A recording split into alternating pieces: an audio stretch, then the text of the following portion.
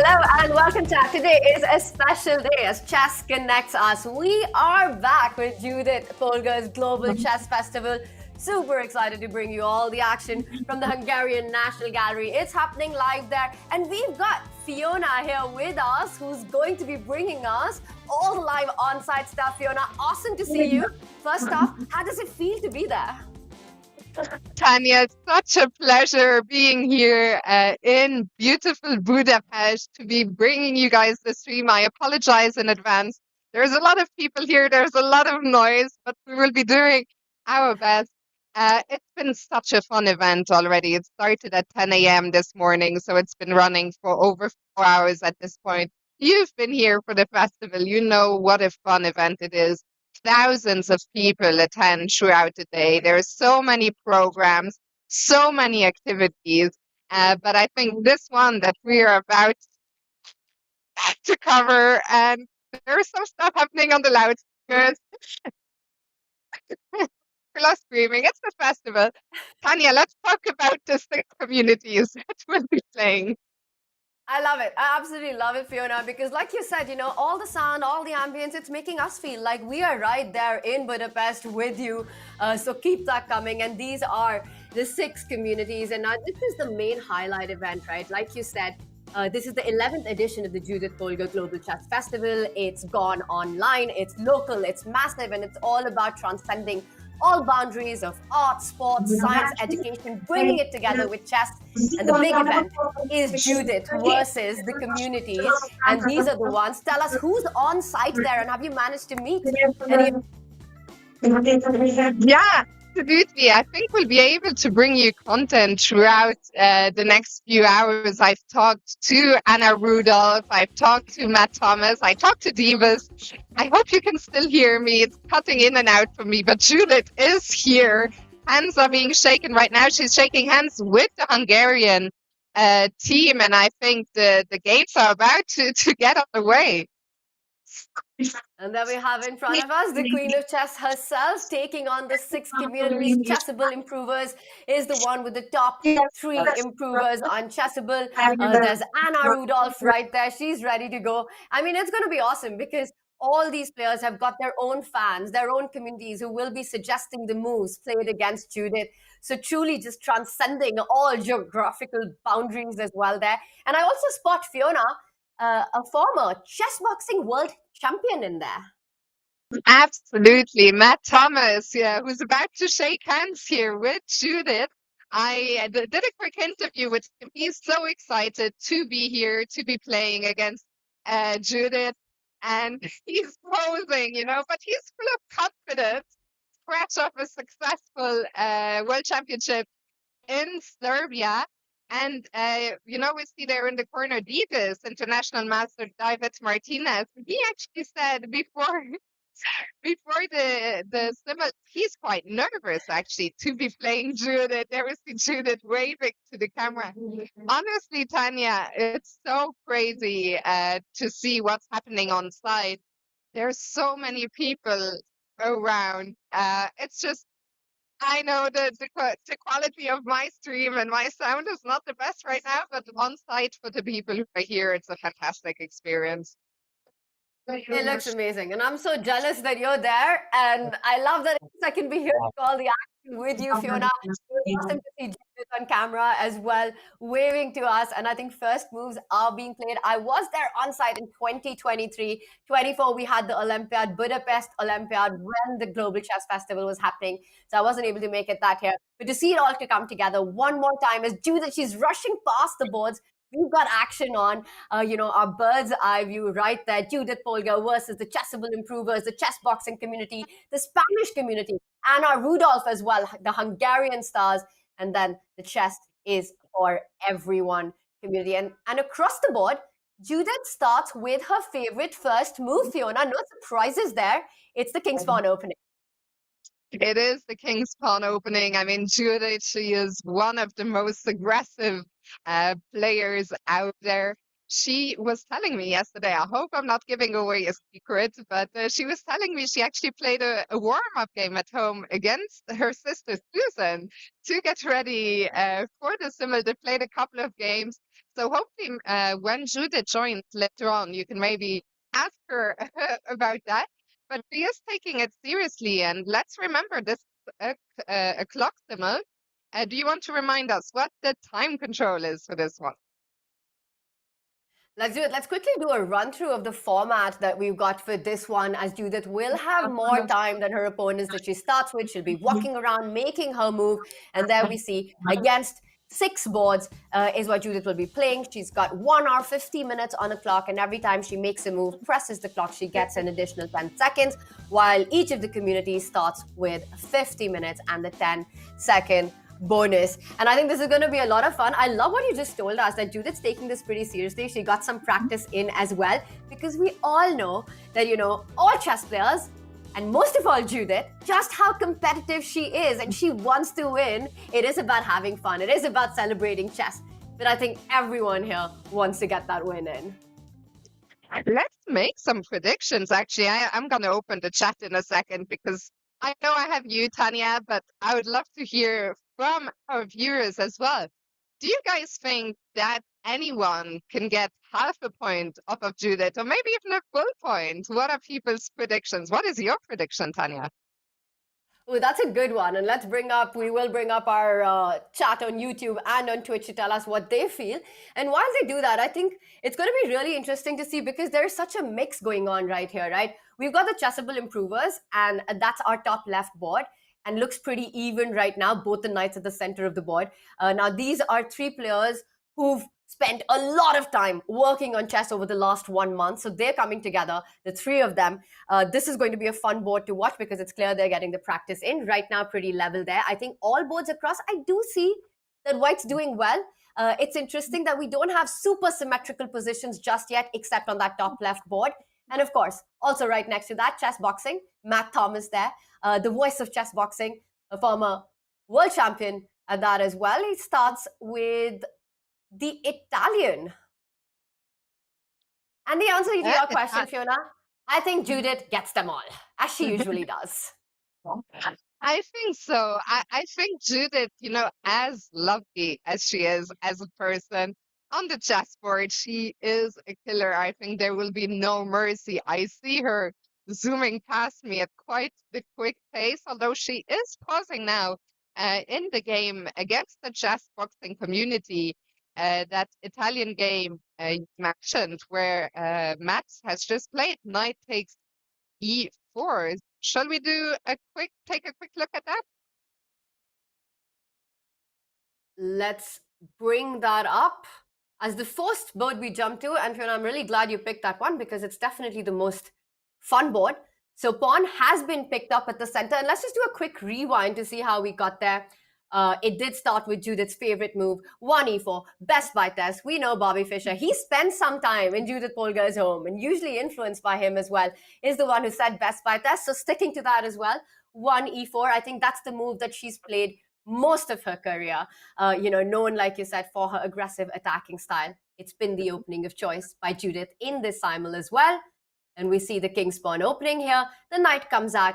And very interestingly, Matt's community chooses the bishop before knight. Is that a surprise for you? A question mark, but I think we can ignore it, because, Fiona, it quickly transposes to, what we've come to see after shot castle. Now, this is where things get fun. It would have been all normal had black gone d6, had black chosen to go castle. We'd have the normal Italian game. But this is playing with fire, and that usually doesn't end well when you're playing against Judith. Knight takes pawn at the center of the board, and Judith strikes with d4. I mean, it's a very, very risky choice to capture that central pawn before you get your king into safety. That king still on e8 in the middle of the board. So, in fact, not a conventional Italian game as we thought at first. And I think the chess boxing community is playing with fire here early doors. I mean, d4. How do you even recapture it? I'd be very, very afraid to take with the pawn and opening that E line.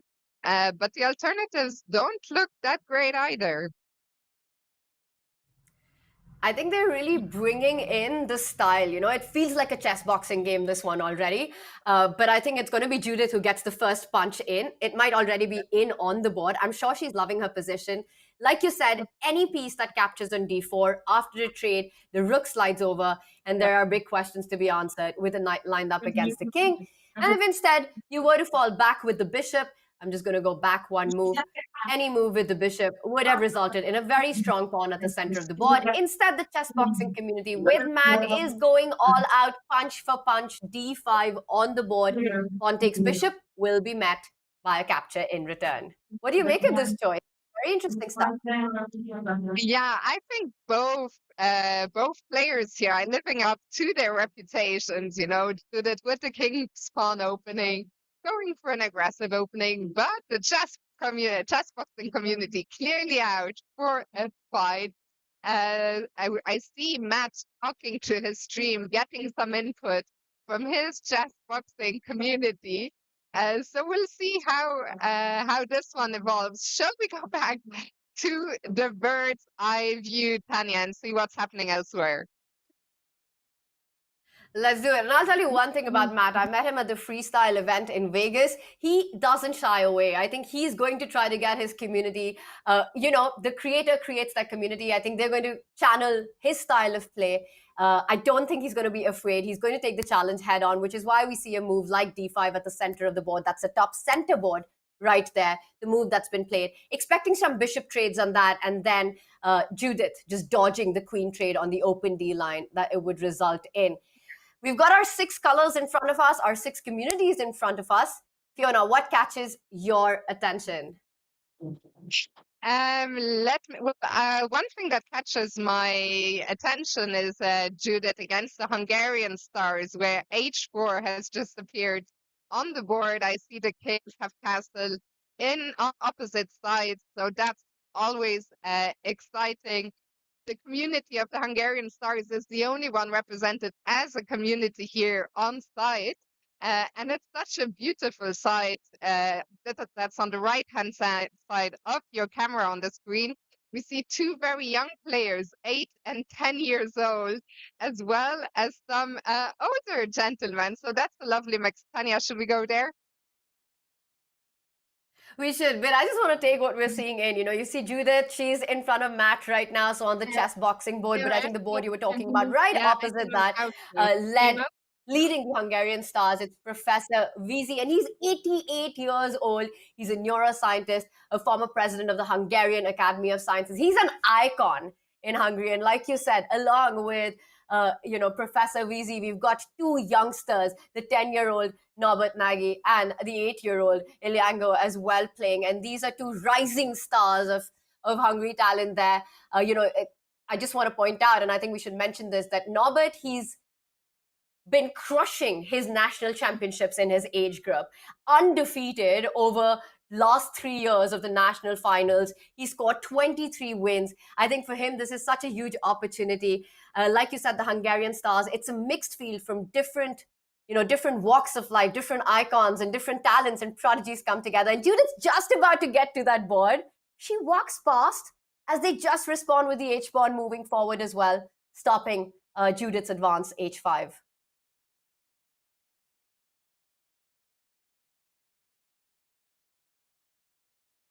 Should we do a quick action replay? Let's do a quick action replay, see how we got here. But I like that they are stopping the onslaught. We'll get to that in a second. Let's see how we got here. It started with the Sicilian defense, an open position very, very early on. And I will tell you one thing. I think Judith loves it whenever she's able to get these open Sicilians, which sort of invite these opposite side castling, a knight off on the board right now. And Judith obviously going for the most aggressive setup. I don't know how many times we've seen these classics played by Judith in these openings against the knight off, against the likes of even Garry Kasparov. And now once the central pawn is defended, White develops the queen, and Judith quickly rushes the king to the other side of the board, looking at an onslaught coming with a pawn storm on the right flank here, Fiona. And bishop h6 was just played. And I mean, if we look at the eval bar, The eval bar is not liking the Hungarian team's chances right now. Tanya, can you maybe say a few words about why you think this position is so bad for Black? This is going to get really interesting because Judith has a huge opportunity if she plays the move e5 and there are tactics across the board. And the queen of tactics is Judith Polgar. Will she find this move e5? And it all relies around the idea of the rook and the queen lined up against the black queen. Let's just show that line really quickly. Pawn takes pawn would run into a big check on f5. You give up material to only win it back with interest. After the trade and the dust settles, Judith Polgar will be completely winning. The big question right now on this board, does she find the move e5? As she's rushing past, she takes a pause. That's exactly where she is. Let's bring up our live board really quickly. Is she about to play e5? I have my eyes set on Judith. She's actually talking to her opponents right now. I don't know what they are talking about, but they are literally talking to each other. And Judith, as soon as she got to that board, she stopped immediately sensing there might be something there. There is an animated discussion going on. I wish I could hear, well, she hasn't made a move. She sees it, she feels it, and she knows it. Maybe she's telling them, look, guys, you want to take back your last move? This is not looking good for you now. Because I can go e5. I'm very curious. We're getting some quick camera work there, and I think that's exactly what's happening. She's saying, I'm just going to open the position with e5. This is a mistake. Do you want... And I'm knowing Judith, she's probably offering a take back right now. Her clock is running, I think though. she's about to play it. But the thing is, if she plays this move, it's pretty much game over. This board could be the first to finish. The discussion is still going. Judith right now not looking at the board, but just chatting to her opponents. She might realize that after this one might come to a quick end, but let's wait for her move. What is happening? So not only has Judith seen e5, she's pretty much calculated it all the way through, apart from playing 6 boards. She's now explaining to her opponents why it's bad. This is my best guess of what's happening, and showing them the line that we just had on the board as well. She still hasn't made her move, though. But I think she's pointing at the e5 square, though, and she just made an arm gesture saying that e-file it's going to be blown wide open. The D file, sorry, excuse me. And well, she clearly has seen E5, and here it goes. E5 is on the board.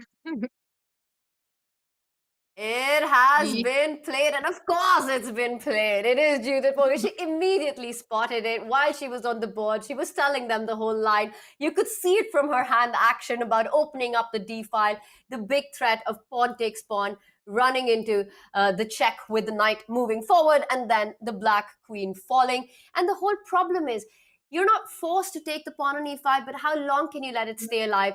Once the black knight falls back, Judith's not going to stop. She's going to continue marching her pawns all the way up, trying to break open the king side. A huge, classic, vintage Judith Polgar attack coming up against the Hungarian stars. By the biggest Hungarian star. They are looking at the board right now. They don't look as happy as they did 5 minutes ago. But Tania, let's bring back the bird's eye view and see what's happening elsewhere. I'm loving the positions all across. If you see all the white sides, top row, bottom row, you can just see how quickly Judith's gone into the aggressive attacking mode. All the pawns are moving forward. I think the safest board, what it looks like, is against the chessable improvers, which kind of resembles a sort of a Russian Petrov symmetrical opening.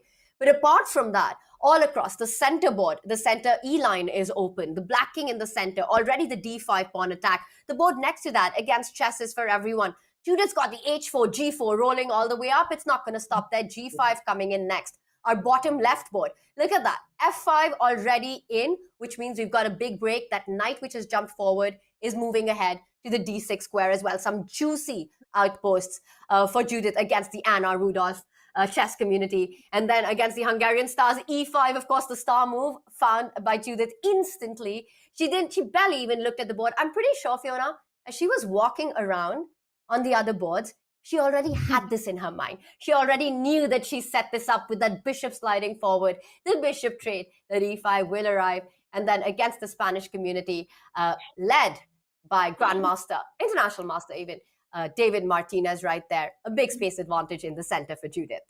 She's crushing it so far.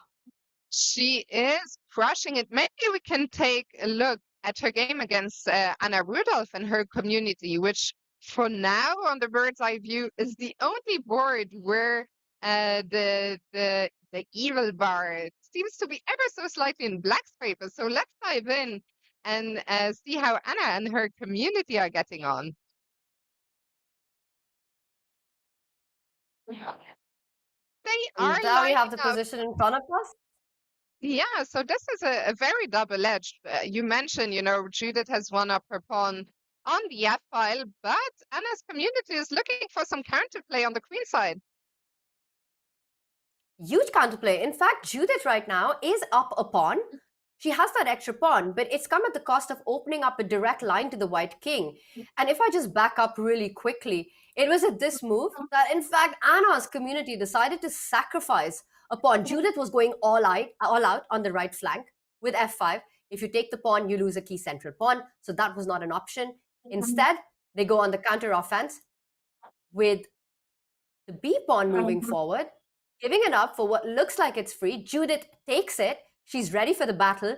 And this is what Anna's community gets in return. The best move pointed out by our blue arrow, by our engine, played by Anna here. Rook to B8, hitting the knight, forcing it to retreat. And once it does that, the black queen will also step forward, lining up with the rook, and some big threats on Judith's king. Is she feeling the pressure on this board? I wonder if she's feeling the pressure, because I feel this is the game where Anna's community is taking Judith's own style to her, right? They are fighting fire with fire. They are saying, Judith, we see you moving forward with that F-pawn, but we are going to go for the throat on the other side of the board. It's especially funny to see because Anna, she used to be known as Miss Strategy, right? But it looks like her community is egging her on to change her style to take on the Queen of Chess. Like any amazing community should, right? Pushes you to your limits and to broaden your own horizons and your style of play when it comes to chess. Now, the big question here, and I think what Judith has in mind, is not to go back. Because let's be honest, we're talking about JP. JP does not go back when you can go forward. There's that post that we spoke about, the knight coming on to D6. And I'm just wondering, what does Anna's community have in mind once that queen's path to attack has been blocked? No more queen b4. The knight looks absolutely stunning on D6. And my feeling here is that, Fiona, it has to do with the idea of a central break. You want to get to F6. You want to create a complete chaos. And the thing is, when you're walking around, when you're playing 6 boards, to suddenly start answering these questions can get a bit tricky because you're targeting a huge pawn on E5 that defends the knight on D6, and the knight on D6 does not have a way back home. I agree with you. I think it's all about trying to dislodge this knight on D6 that you were saying is such a powerful piece there, because if we are attacking, we want to bring in the queen, the most powerful piece. And should it make her move already? Judith is still thinking. She hasn't jumped into... No, the knight is on D6. I see her walking past, and it almost feels like it's...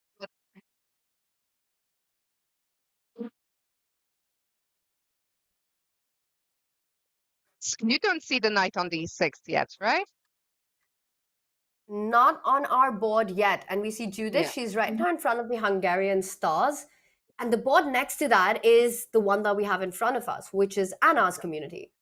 So once I think she's going to make her move when she gets there. And she hasn't played it yet. What do you see? I think the knight is on D6. I see a knight in in the black camp. So I think knight e6 was played, and Anna's community has made played their response that I can't make out. I'm trying to see if an F pawn has advanced, but I'm not sure. We'll have to wait for the board to update. But for now, let's go back to the bird's eye view as the discussion between Judith and the Hungarian team is continuing. I love that we have you there for all these inside info so that even if we've got some tech delays here and, the move's just catching up, you're telling us, it's already happened. Knight is on d6, and yet Anna's community hasn't responded with the move you're expecting. And that is our bottom left board, as Fiona informs us that Judith's knight has landed on that juicy post on d6. Will Anna continue with f6, and will we see the fireworks? Meanwhile, what on earth is going on against the Hungarian stars? Judith's going all out. She's just sacrificed the piece. I think we have to head to that, Fiona. Let's jump back into that. And in fact, I can tell you, one thing that is interesting to note here that I'm just noticing now, unlike a classical Simul where you have to make a move when the opponent arrives at your board, here, since it's a clock Simul, some of the players are taking their time. They are not forced to make a move when Judith comes around. So she's actually moving a lot faster, as the three boards that are on my left-hand side, the chessable improvers, the chess boxing community, the Spanish community, they are all still thinking. So Judith is fast approaching the Hungarian stars. Let's jump back into that. So she's also putting pressure on their clock because, as you mentioned, that the opponents, they've got only 50 minutes to start with. I mean, you need time when you're playing against Judith, but I think she wants to play on the clock as much as on the board. This one's a really fun one. I think she's on the board right now in our live camera just before this. But check this out, Fiona. Judith's last move looks incredibly intimidating and terrifying, but it's in fact a blunder. That knight to f5, I'm just gonna back up one move. We left it at e5, which was quite the shocker, I'm sure, for the Hungarian stars. And I think Judith had pointed out that if you take pawn, takes pawn, you're going to lose on the spot. This is just my speculation because we saw her analyzing the position with them. So she kind of warned them, don't grab that pawn. So instead, we saw a knight retreat. And here, instead of what we were talking about, ideas like g4 trying to break through, actually Judith did go with that. She played the best move on the board. She played g4 and a defense by rook to h8. And here, my computer points out that had Judith just taken pawn takes pawn, after rook takes pawn, there are ideas where you reroute the knight to the other side and the attack against the king is just incredibly strong. But check this out. Instead, we've got knight f5 on the board, and don't try this at home unless your name is Judith Polgar. Does this work? What is this? What is going on here? I mean, we'll have to look at the captures. First of all, what happens? The knight just put itself on a square where it can be captured by the pawn. What happens if the Hungarian stars capture that knight with the pawn? Well, I'm going to just mention that bishop takes knight was played here, but pawn takes knight, in fact, the Hungarian stars had to call this out. This was a bit of a bluff, but I don't even know if I can call it bluff. I think Judith, just on instincts, knew that she would have enough compensation in this position. And again, you take pawn takes pawn, and the computer doesn't even give such an advantage to black in this position. We see our eval bar. It remains pretty level after the move pawn takes pawn here. Look at black king, all out in the open. And what's even going on with the pieces? Everything's on the back rank right now. Not a single development right here.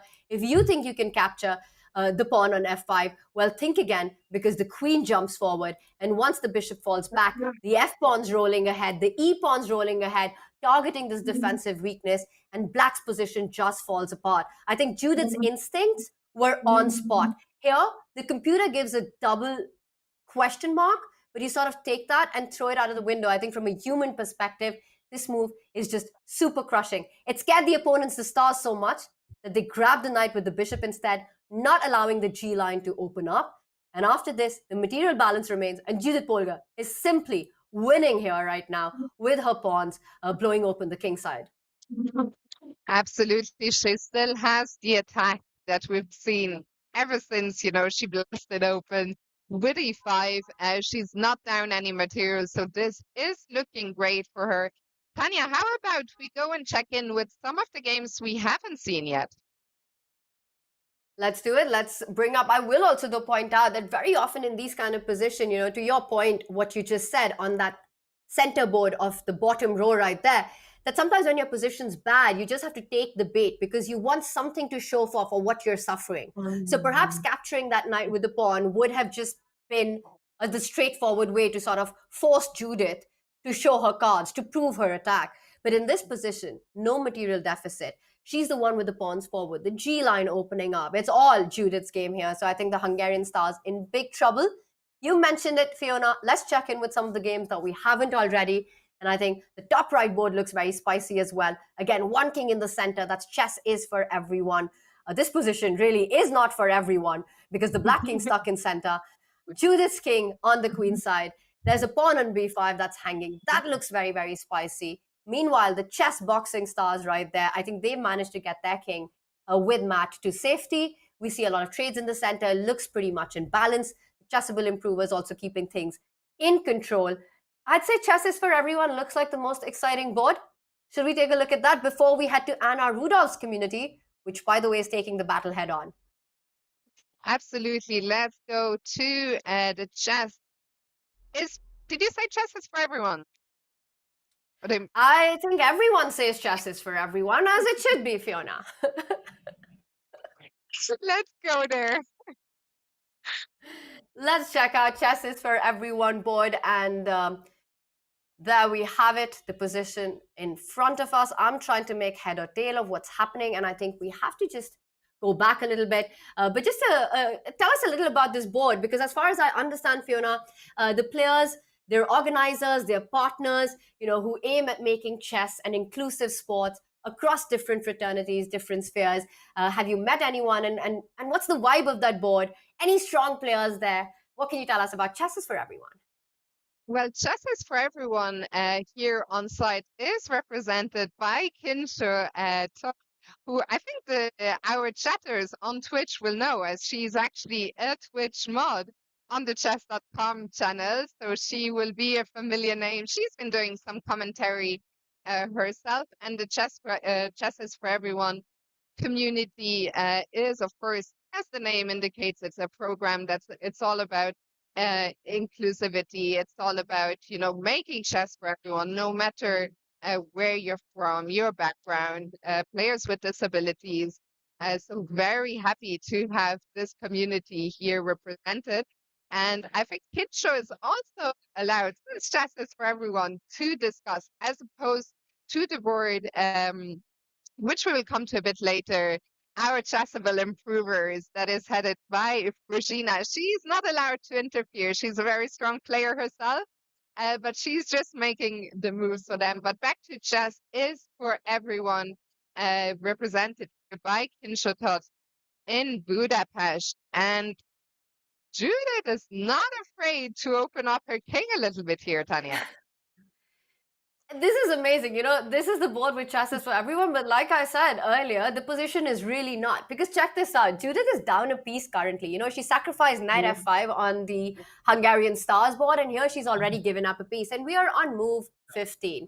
I think that's just, again, vintage Judith style. She's down a knight right now, but she's just going for the black king. The queen under attack. The knight takes pawn threat coming in. And this is where you truly see what a legend Judith is. She's retired from competitive chess for a long time, but yet her tactics, her spidey senses, her ability to take these battles, to sacrifice for long-term initiative, it's as strong as ever. And she's not trying to play it safe in the simul. She's just taking the battle head on right now. Knight b5, the queen is forced to retreat to one of the squares. If you try to get too aggressive, try and offer a trade. Of course, there's going to be no trade. Judith can jump in with her own queen capturing the pawn, which will then threaten queen takes bishop as well, just giving black no time to capture the pawn on a2. It is a crazy position, this one is. I'm just thinking here, Fiona, I think it's the whole Judith Polgar Global Chess Festival, it's from 2015. We're in its 11th edition, and it's become this massive day in the chess world where the world comes together. And I've been there live on site as well. You've got thousands of visitors. There are so many activities. There are chess educational seminars happening. You've got art combined with sports here. And this is the main highlight event, right? Where you've got Judith giving this Simul.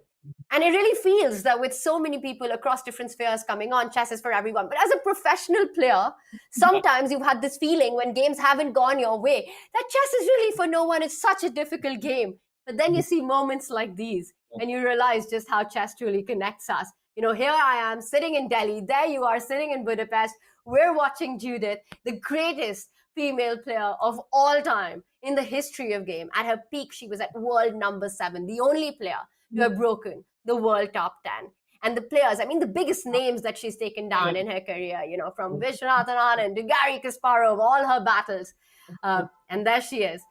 So it truly is an epic moment, and I'm getting carried away with emotions looking at it. But this position requires a lot of calculation Emotional and no moment emotions. here in Budapest as well, to see all the people that come out here to the National Gallery, that come to the festival. You know, everyone around is taking photos, trying to capture the highlights of the Simul. I love watching Judith discussing her game with her Hungarian opponents.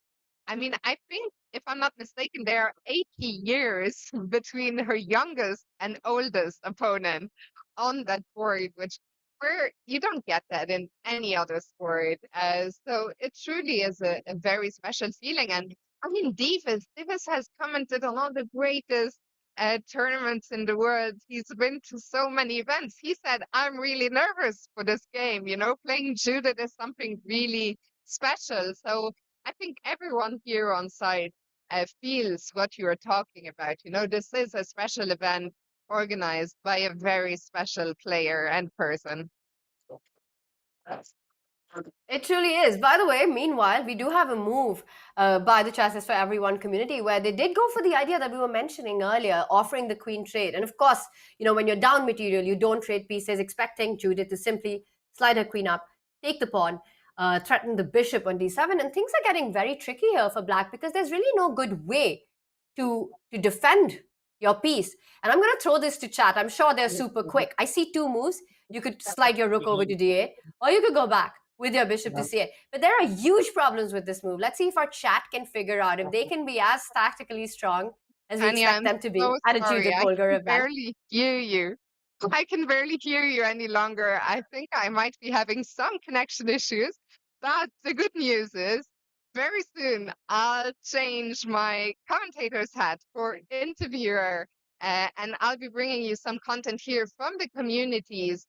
Get their thoughts on the game, as very soon we'll have a change of guard here. So sorry, Tania, I could not hear you at all, so I'll let you take it away for a minute.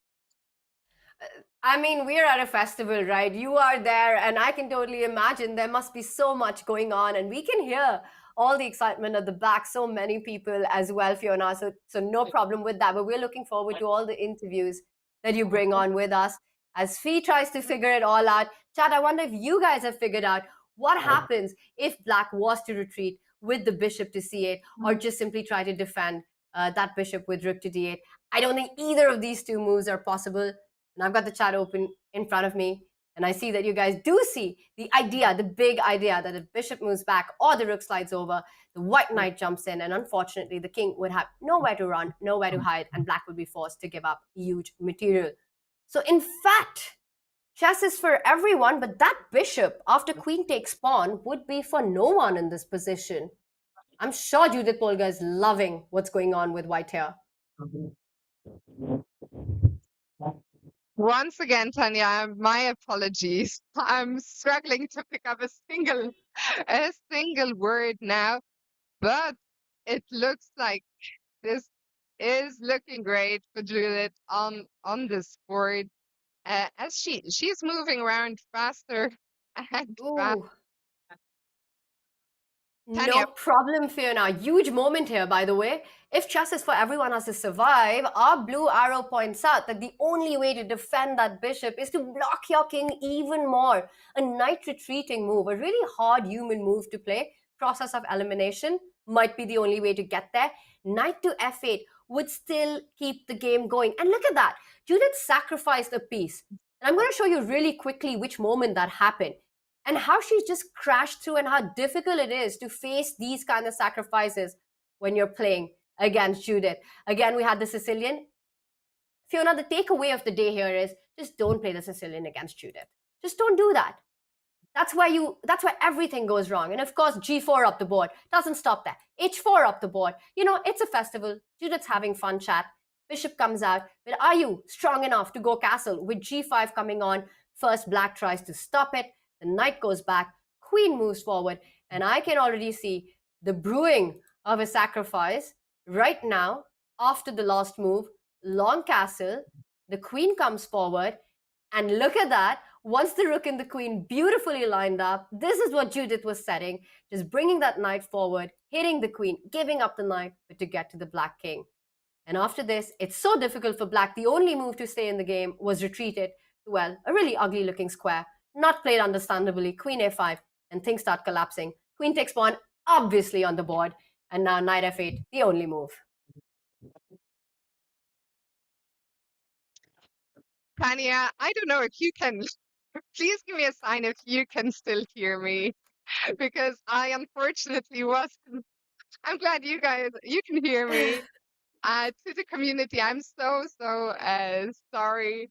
But as I said, very, very soon, I think I'll be making my goodbyes here. I just want to say to you, Tania, it's been a pleasure being here with you, even if we had some difficulties. The day is not over here in Budapest. Hopefully, very soon I'll be able to bring you guys some insights from the players heading their communities. How do they feel about their games? We're certainly being treated to some spectacular stuff. I like that Judith is holding nothing back today. She is true to her style, and it's a joy to see it. So Tania, I'm gonna sign out here from Budapest, but I'll be back on the show with some content here from the community. And to you and to our next commentator, have a lot of fun. And of course, to our viewers, thank you for watching. And I'm signing out here from Budapest. Thank you so much, Fiona, for joining us and bringing on the energy that's happening there at the Hungarian National Gallery. Awesome to have you with us. Tell us all the tidbits about stuff, and we'll be keeping our eyes out for all the content that you're going to be sending our way live on ground there. It's going to be fun as games are heating up. As Fiona said, Judit Polgar sticking to her style. She sacrificed the piece not on one but on two boards and is crushing and crashing through. We're going to quickly bring up our bird's eye view before we take our first break, and we will come back with all the action and the cliffhangers as Judith continues to sacrifice pieces.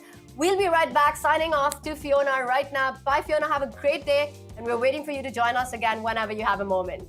Chat. We'll be right back with all the action from Budapest.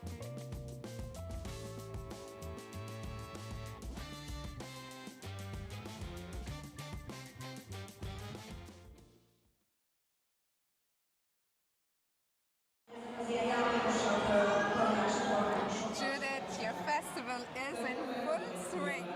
First of all, tell us, how is it going so far? Oh, I'm enjoying it a lot, to tell you the truth. Playing with my teammate, with Peter Raj, the invisible chess game, also trying out the Rubik chess. So it was really fun. And now we are coming to the highlights. Now we are coming to the highlight. We're in the middle of where the action is happening. We can see some of our players behind us already. The community Simul. You will be taking on 6 communities. Tell us a little bit about the event and the teams. Well, the idea is to play against several communities at the same time.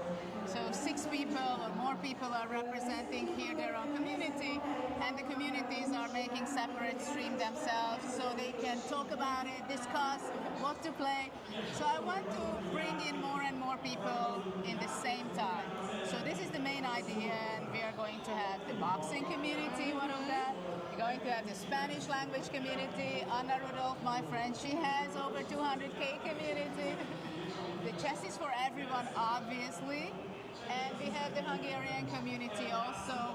There we're going to have the interesting VIP celebrities, but not only older generation, Professor, for example, the Sylvester Visit, but also an 8-year-old little girl, because chess is for everyone. And no age, no gender, nothing counts, only the spirit of chess. Speaking of the spirit, what is your spirit for this event? Is it a fun Simul, or do you want to win every game?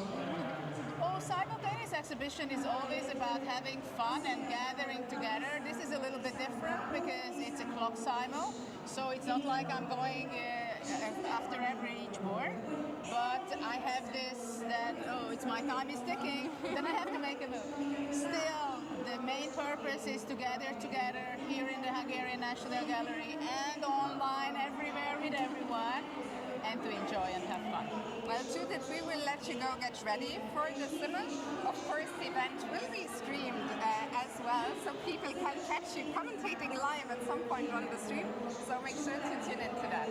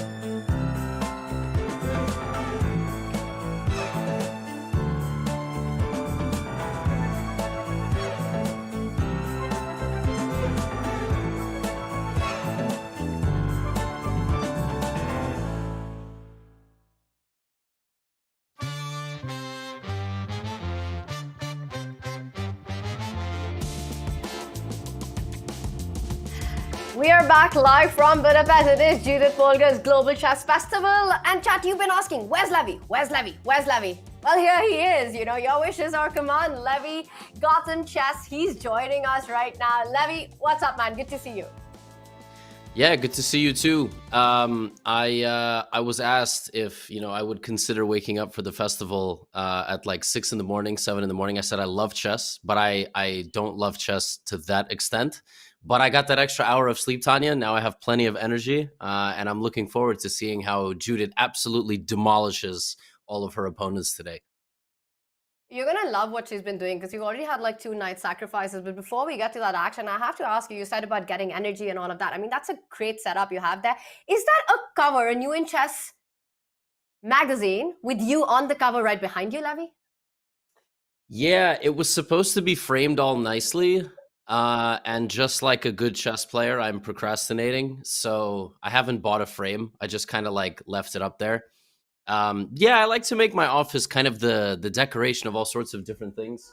I have like random things that people have given me over time. Somebody 3D printed me a golden rook. I don't know if it's even visible. It's not. It's slightly off camera, but there it is. It's a 3D printed golden rook. So yeah, it's fun. It's like a little Hall of Fame of little artifacts. Honestly, I feel like a real loser right now with nothing at the back wall that I've got. And you got your 100K YouTube button. You got your 1 million K, not 1 million K, but 1 million, 1 million K one day maybe. 1 million YouTube button there. You've got yourself on the cover. Some cool Batman stuff going on as well. All the 3D stuff, the trophies. Very cool wall, Levy.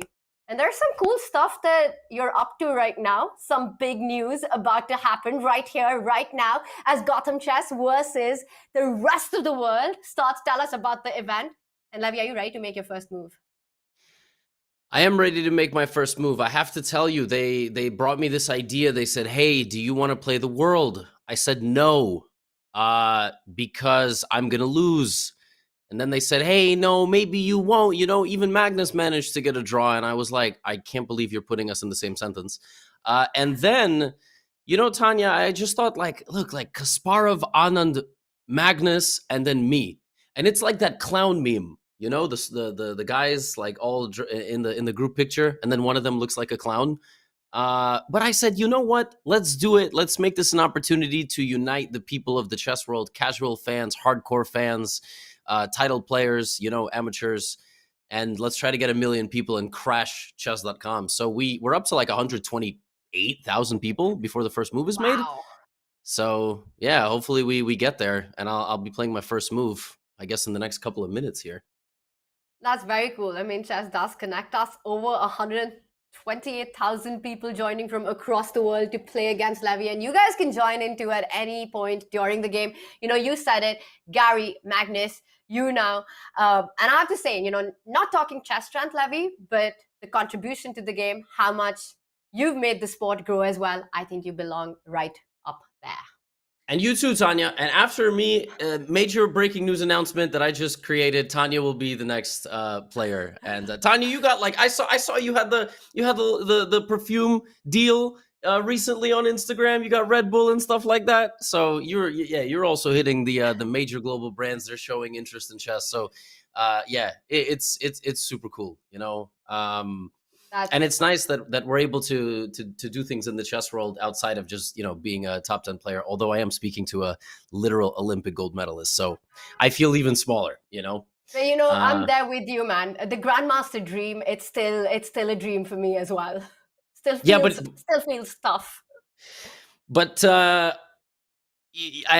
think you can get there, and I'm not. We're not going to open that. We're not going to open that. Yeah, I've kind of put that aside. It's a different kind of show, Levy. It's a different kind of show, a different broadcast completely. Okay, we've got a board in front of us, and we've got the world playing with the white side here. They've made their move, and this is, drum rolls, big moment here. Levy Rozman about to make his first move. It's Gotham Chess versus the world. But Levy, before you play your first move, what's your thought process? Have you thought about this? Are you going to roll the die like some other guy I know? What's going to happen right now? So I'm definitely not going to roll anything because God forbid it rolls on an opening that I hardly know how to play. There is one opening that is very dear to my heart that brought me back to chess after I quit it as a teenager. I've been playing this opening for longer than probably half of the participants of this event have been alive, which is 14 years. And it is of course the Caro Khan defense. And what went into this thought process, Tanya, was, can you imagine the YouTube title? I beat the world with the Caro Khan. Like, it's gonna be so good. So with that, my first move is pawn to c6, and I'm clicking this button, Woohoo! and the world's got 24 hours to respond. 24 hours, TikTok goes the clock. The big question, Levy Rozman, Caro Khan, yeah, beat the world right now with the move 1c6. It's been played. It's on you, the world. And as the clock ticks down, we've got some other clocks that are on, Levy. Now, we're here for Judith's big global chess festival. And I know Judith was also part of your world tour, well, when you were in Europe as well. She was part of the panel. I know you guys had a blast doing that. And here you are joining us for commentary on this one. This is our bird's eye view. Beautiful 6 boards. Judith's already sacrificed knights on 2 boards. One was on f5, one was on b5. What catches your attention? Initial first thoughts here. Yeah, can I know who was the Simul favorite? Like, was it the chess boxers because they could, it was because they might be wearing boxing gloves live, and also I think they have the best position. The Spanish commentary, Spanish community, they've got a pretty good position as well. Is Anna Rudolph chess just Anna Rudolph, like on her own, or is that like a team of people just named after Anna Rudolph? Well, Anna's got a big community, right? And she's streaming as well. So I think her community is suggesting moves and she's playing them. She's on site, Levy. So she's the one who's making the moves, but it's really her awesome, wholesome community that decides what to be played. But they look like they're in big trouble. Like you said, it's the bottom right board that looks most dangerous for Judith right now. I think it looks dangerous, but once she has the focus on one board, they should be in some serious trouble. I also don't know why it's that bad. I'm looking at the position, but I don't quite understand why it is so negative. Also, they have the least amount of time. I think they have 16 minutes. So what will inevitably happen is they will probably make a mistake. Tanya, have you played a lot of Simuls or given a lot of, like, have you played as the person against the one, or have you played as the one a lot? So it's interesting you asked that, because I think for me, playing a Simul was actually one of the more defining moments of my career when I decided I wanted to, become a professional player at some point. And it was when I was 9 or 10 years old. I had the chance to play a Simul against Vishy Anand. It was happening in my city, and there were 10, 12 kids who were picked up. I was the only girl, and it wasn't just kids. There were a lot of players, and it was, I think, an experience that really had a huge impact on me. Just seeing Vishy walk around, obviously got crushed, but I was the one to survive the longest, Levy Rozman. I will say that, but nonetheless got crushed. But just watching Vishy, walk around, do his thing, I was like, I want to be like that when I grow up.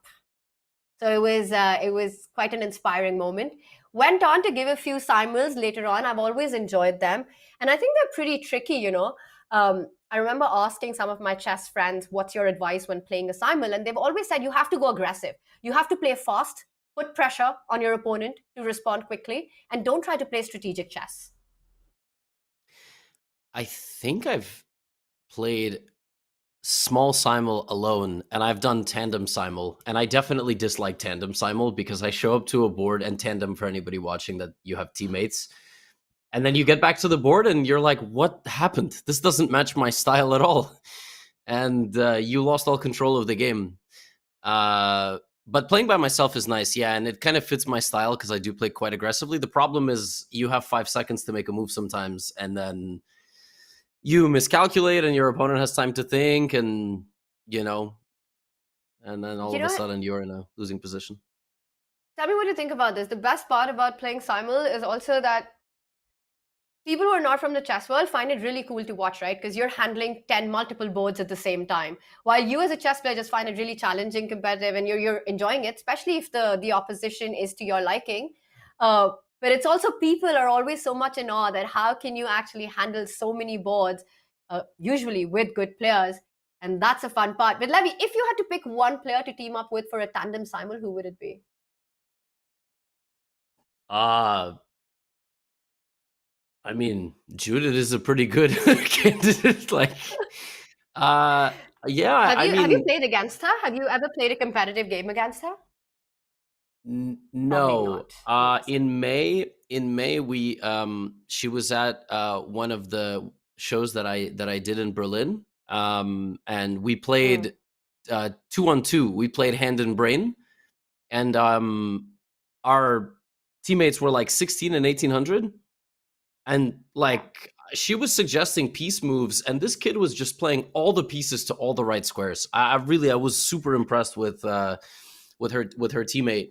And then I think they lost on time. I think that's what happened. But we definitely would have lost. Is my summary of the events. I mean, I can, speaking of the clock situation, that might be something that might happen here. Spanish community, decent position, but really behind on the clock here. 15 minutes. What do you make of what's going on? Level material so far. Levy pieces also look pretty symmetrically placed. The bishops on f4 and f5. Pawn formation as well. What do you think? What's your prediction here?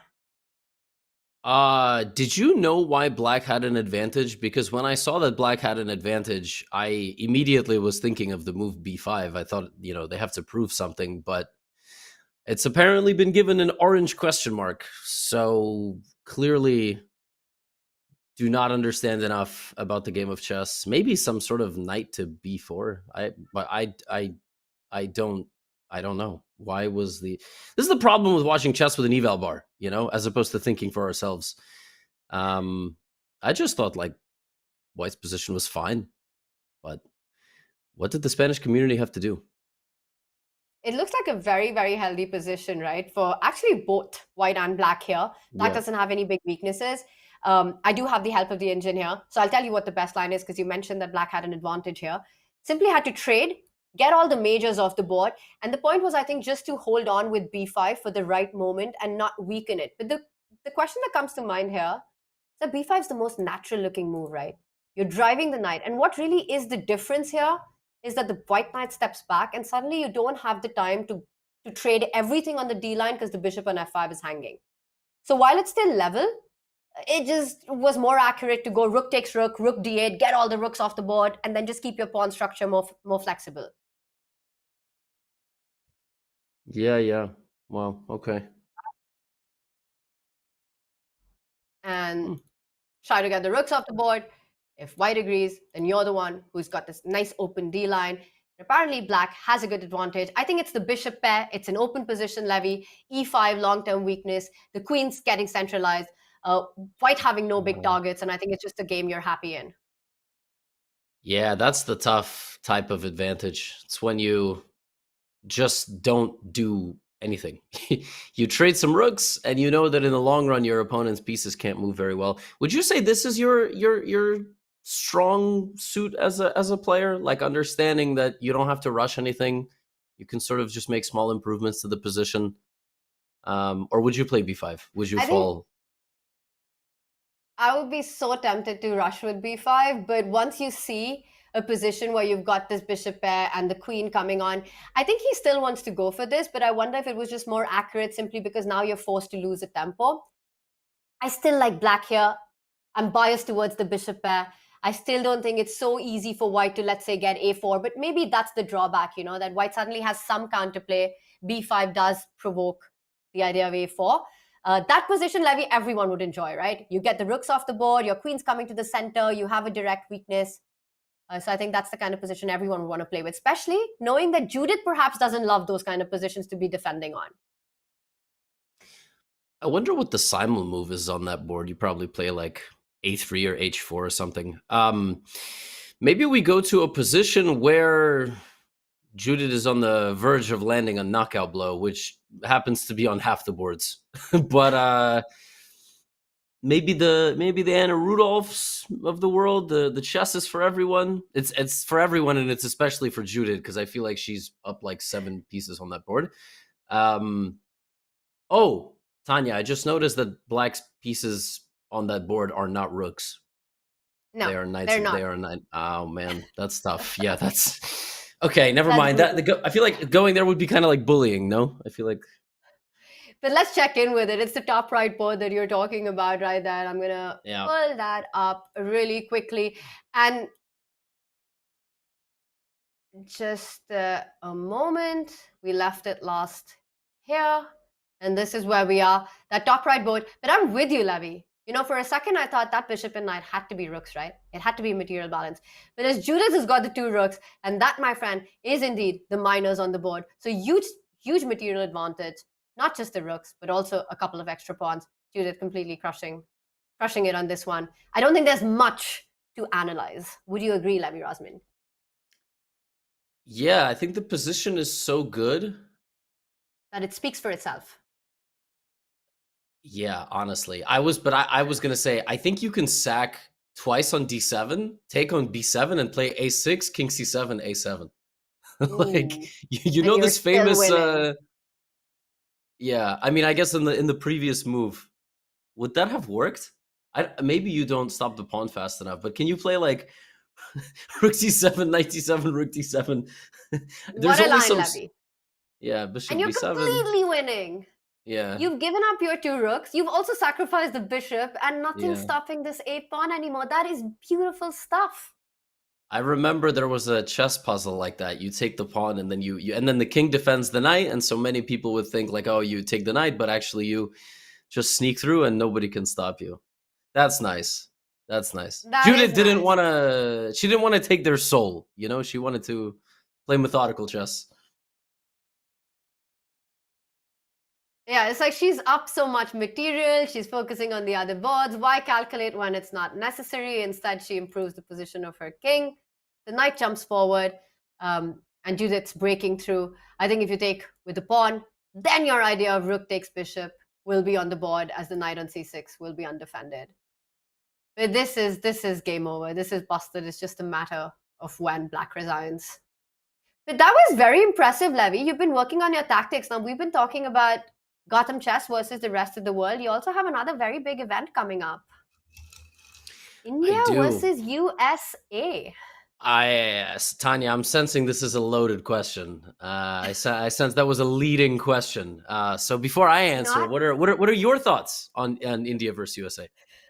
I'm going to throw the ball right back at you because I'm not playing there. You're one of the players, and I just, I wonder if Sagar saw that sequence of moves that you just blitzed out with the sack, queen your pawn situation. Have you been training hard for that event? Because I know you guys extremely competitive, and I'm sure, Levy, you're taking it very seriously. Yeah, for sure. I mean, I have done hours and hours of training. And I mean, listen, Tanya, here's what I will safely say. All right, I'm gonna say something really controversial right now. If Sagar Shah gives me 2 rooks versus knight and bishop in our game, I will destroy him. Okay. Unfortunately, the game has to start with equal material. So I was very good at finding this winning calculation, where Judith was already plus 100.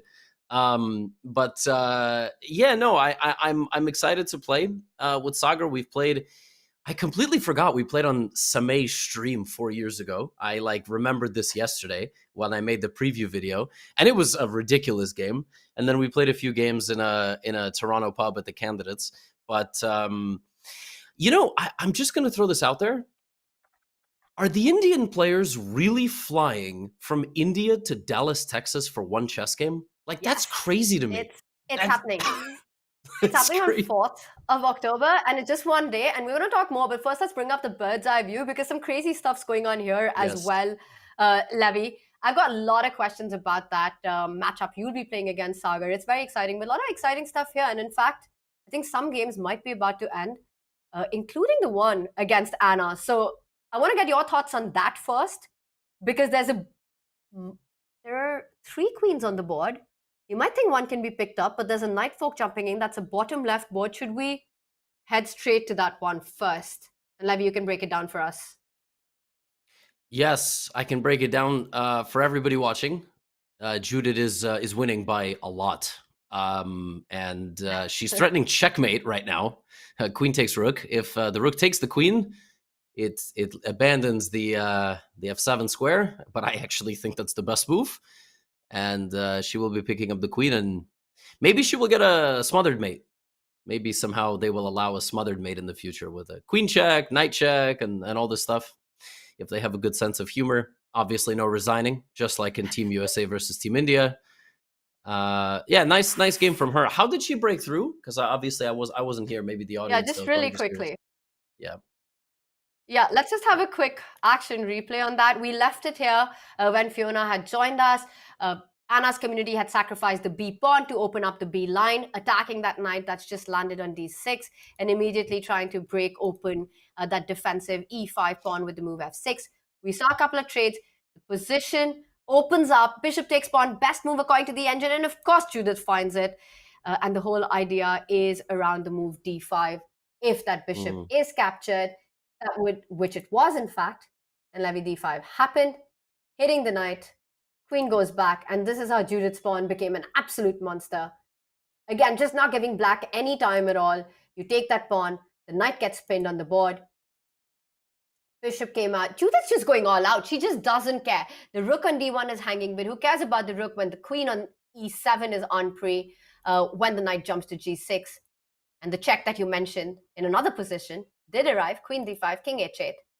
Rook takes pawn, hits the queen. Queen moved forward. That C pawn, also as strong as a queen, hits the rook. And this is how we got here. And this is where we are. Levy, this might be the first game to finish at this year's festival. At maximum, there's about 5 moves to go. If black doesn't vote on resignation immediately. Of course, I think black would resign here if this was a classical game, but maybe not.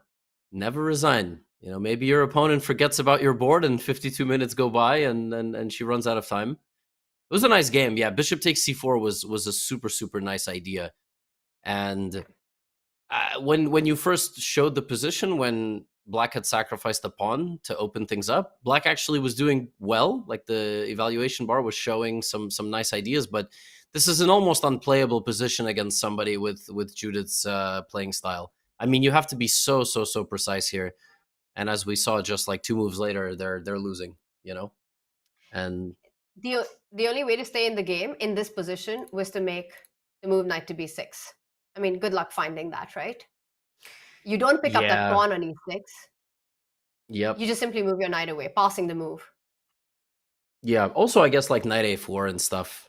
In classical, I think it's for sure findable, but in a simul, yeah, I mean, this is like a master level move. Just ignore everything in the middle. That's one of the hardest things. Like your eyes are so drawn to the center of the board, to recapturing pawns, and one recapture and you're just losing. And that's why, you know, this is the tough thing. Like, you know, Tania, you coaching like an 1800 or a 2000 and they go, what did I do wrong? Sometimes it's like really hard to explain, you know? Exactly. Because it's really tough to make moves like that. You mentioned an idea, knight a4. It also aims at simply against the sacrifice that Judith got on the board, right? So it's also attacking, but prophylactic at the same time. And then you say, you know what? This pawn isn't going anywhere. And this would have actually been even slightly better for Anna. But as we saw the game, how it went on, instead, Judith, of course, found bishop takes pawn. And then really nicely done. And Levy, in this position, we do have a result. Our first game of the Judit Polgar Global Chess Festival ends. Anna's community resigns. We have her there. She's all smiles. Of course, it is all about enjoying the process and everything that's going on there. But quite a masterpiece there by Judith. Bishop takes pawn. Yeah, it's amazing. I think, okay, they did take on b8 and in a shocking turn of events, Judith found the queen fork. I can't believe she spotted that one. That's a one mover. That's why we got to practice our forks. For anybody watching this, by the way, her rook was hanging for like 10 moves. Like just bishop takes rook is just still possible, but it's over, of course. I think they should have played till smothered mate. What do you think? That would have been awesome. Love to see those mates happen. But like you said, the rook was hanging, and Judith didn't even bother defending it, didn't take the time out. She just went on the counter offense every single move. But I think it's fair to say that when you're playing against Judith and knight f7 arrives, that's the bottom left board, your queens lose it, your queen's going to get out of the board, the knight and the queen coming in, the mate happening in 5 moves. Understandable that Anna's community decided to call it a day. So Judith gets her first win. 5 boards are still on. She's completely crushing it on that top right board. By the way, your sacrifice, the rook, Levy, it's been given up. Rook takes bishop happened. Yeah, she took, but I guess in this case she's going to be winning the knight on the c6 square. So it's not even a sacrifice. It's just a good investment. She's just going to be giving up a rook for 2 pieces. Yeah, it's the most surgical, and it is instructive for people watching just how little mercy is given at her level, and really at like master chess level when you have such a winning position. Whereas some beginners could still find a way back here with black, in the top right, obviously. Yeah, because if there's knights on the board, you should just really never resign. I mean, they can give, forks anywhere. And I think that's a fantastic point you make, because anyone who studied Judith's games, especially at her peak, it was clear that winning positions, which is one of the hardest things to do, was something that Judith truly mastered. She never sort of let go side of the ball, and she would try to finish the game as quickly as possible. Many times, Levy, when we're playing, I know it's happened to me, and I'm sure you probably also felt it a few times, you get a good position, you just sort of become a bit cash on the board. You're not as focused anymore. And you start giving chances to your opponent, slowly, and the margin for victory starts narrowing down. And how many winning positions we messed up like that? But not Judith. Even as a young girl, she knew that was one of the very big challenges of chess. And if you look at her games, you understand that, in fact, her focus almost doubled up when she was on the win, when she was on the hunt, when she knew she had an advantage. Yeah, as far as weaknesses as a player, that for me is number one. And I never know if it's a matter of focus, if it's a matter of poor calculation, energy, psychology, right? Because if you do something wrong 5 or 6 times, ultimately your brain starts being like, oh, I'm going to do this wrong again. And you kind of, but yeah, I'm like a monster the first 20 moves of the game. But then if I get a better position, for whatever reason, I'm just kind of like, I'll figure it out. And yeah, I've let people back into games more times than I would like to admit. Yeah. Let's Sagar know. No, yeah. I by the way, listen, the game I beat him when we played online, I was like winning, and then I blundered a really, really ridiculous defensive move, and then he blundered a rook in time trouble because he mouse slipped. So I'm just hoping he mouse slips over the board. That's basically my strategy for victory. But we have another decisive result. They've resigned the top right board. The top right board. Well, no surprises there. We did have a look at that. Huge material advantage after giving up the rook, picks up the knight. Now it's upper rook. The pawns are about to queen, so chess is for everyone. That board's over. It's 2-0 for Judith. 4 boards still on. And Levy, I want to bring our attention to the Chessable Improver because it's really heating up there. Judith's given away the flank pawn, the A2 pawn. Very often the poisonous one, but in this position, safe to pick it up. It's quite crazy because I just realized that it's still material balance. At first, I thought someone's got to be up a pawn in this position. This actually looks like a very legitimate game. Like this, this game could be, whereas in some of the other ones, she kind of broke through in the middle game and got a crushing position within 20, 25 moves. This still looks like, this looks like some Erdogmush game, where his opponent is like taking a pawn and he's going for like a checkmate. And I feel like recently I've seen so many of that Turkish prodigy's games that he's always attacking people. And yeah, Judith is very much the same. And I mean, Tania, this one's far from over, I feel like, if black defends correctly, which is not guaranteed. Like, what is white's winning plan? Is it f6, bishop f6? Is it e6, f6? Is it, rook f4, rook g4? Like, how is white winning the position here? I think if it's white's move, you simply go bishop f6, forcing black to go g6, and just checkmate, kill it on the dark squares, right? It kind of looks undefendable. to fight against that. So Judith set that up, and it was amazing to see how quickly she made the move queen to g3. And that's the thing, right? It's material balance.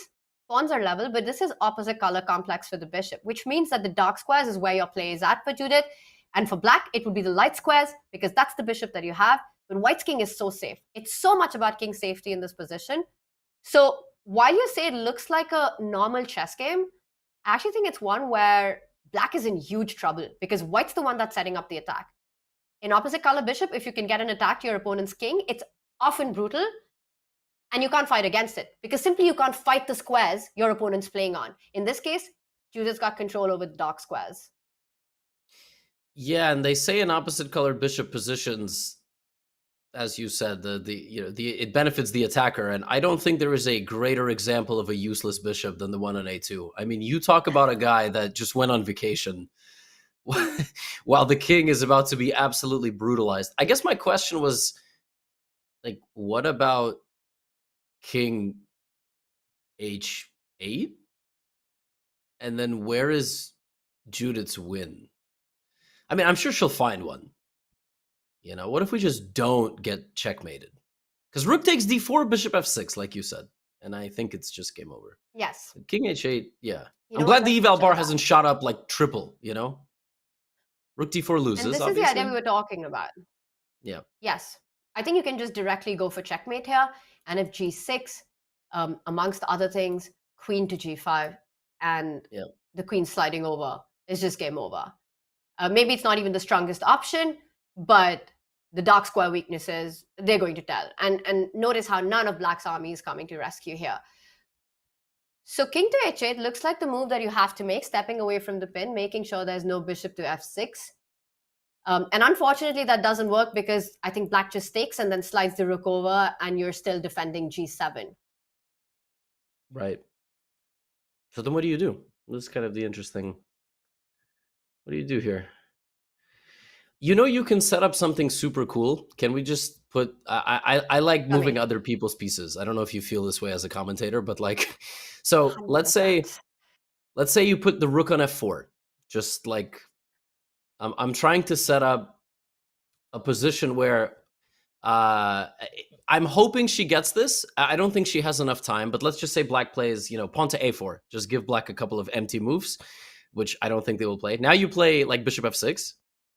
You try to play some bishop f6 move. Pawn takes, rook g8, queen h4. Oh like my goodness, that is nasty. We got to show the mate. Yeah, how do you even stop it? I guess queen f8 or queen f8 is like the only way, right? And then you sack the queen, and then queen h7. Okay, maybe that's a better move. You at least don't lose on the spot, but you've got ideas like rook d3, rook h3 coming in, and it's just a brutal attack. I think you still checkmate.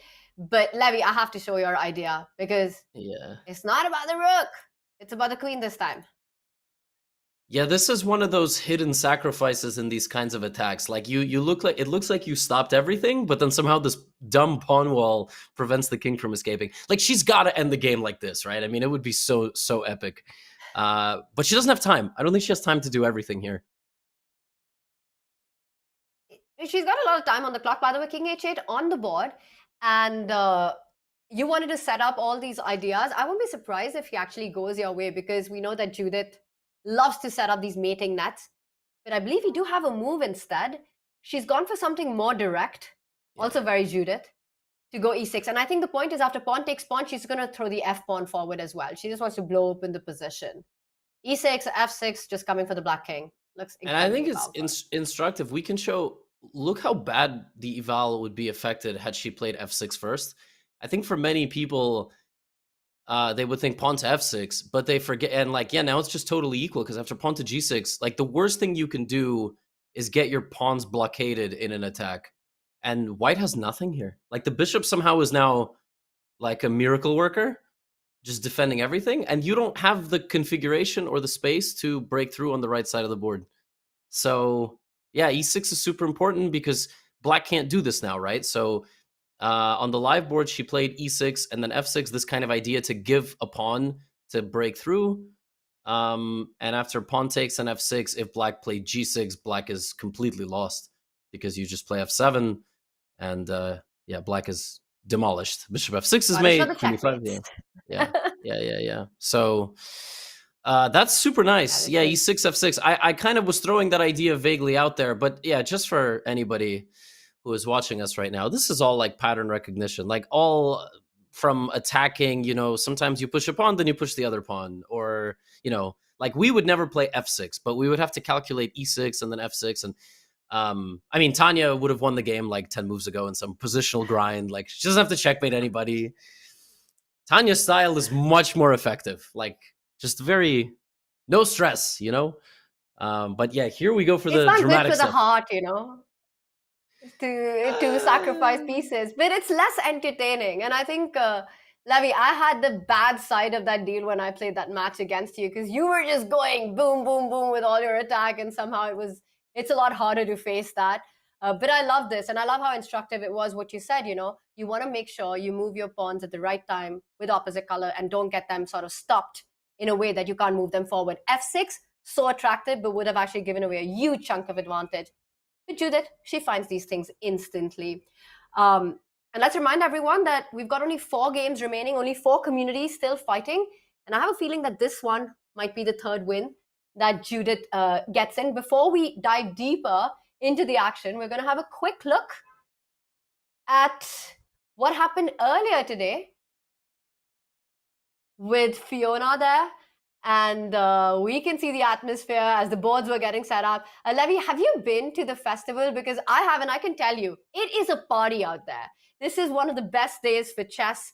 You have these different people from across the world come together to play the Simul. But beyond that, you've got all age groups, people from different spheres, different fraternities, just coming to the Hungarian National Gallery to watch chess.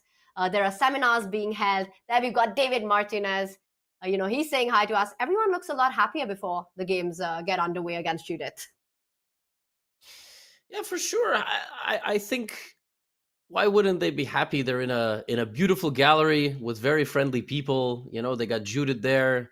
What I love the most about these chess events is, like, look at the gap of age between the participants. You have 5-year-olds, you have 95-year-olds, and you have everybody in between. You have people from all over Europe, all over the world, and it's super, super special. I always say it's one of the few things that 3 or 4 generations of a household can kind of enjoy together. And I think it's amazing. I think she's already been doing this for several years, and I would love to be at the next one. It's just, I mean, it's far. I can't say it's a far flight though, because the Indians are coming to Dallas to play one chess game. So what am I talking about? But 2026 maybe. We go there in September, October, and we hang out. I hear Budapest, a beautiful city. You've been there, right? You've played Olympiads there. I've been there for the Olympiad, of course, very memorable, but also the year before that, I was there for the festival. Super fun, super good vibe. There's so much activities, so many things going on. And just like you said, I mean, one of our boards, the Hungarian Stars, you've got the youngest player here in the Simul who's 8 years old, and the oldest player of the Simul, he's 88 years old, also playing for the Hungarian Stars. And he's an icon in the science fraternity of Hungary. Then you've got the national champion, the under-8 national champion, the under-10 national champion. So it's truly breaking boundaries and barriers, whether it's age, whether it's location, it's geography. It's sort of become so hybrid now. Local, online, all of that. Lots of action going on. 2026, sign me up as well for it.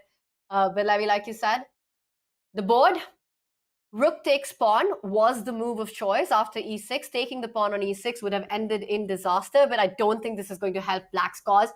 How long does Judith take to play f6 here? Yeah, I guess the hard part is, do you take the rook first or not? And I don't know how quickly you could make such a decision, but like, my gut would be to just remove the rook. Like, maybe I'm missing something. I'm gonna miss some tactic. But yeah, f6 is super direct because you're literally threatening checkmate. And then after pawn to g6, do you play e7 or pawn takes f7? Oh, pawn takes f7, the bishop comes back, and then that would be really stupid. So yeah, and Judith would easily win this because now Black is playing without a rook.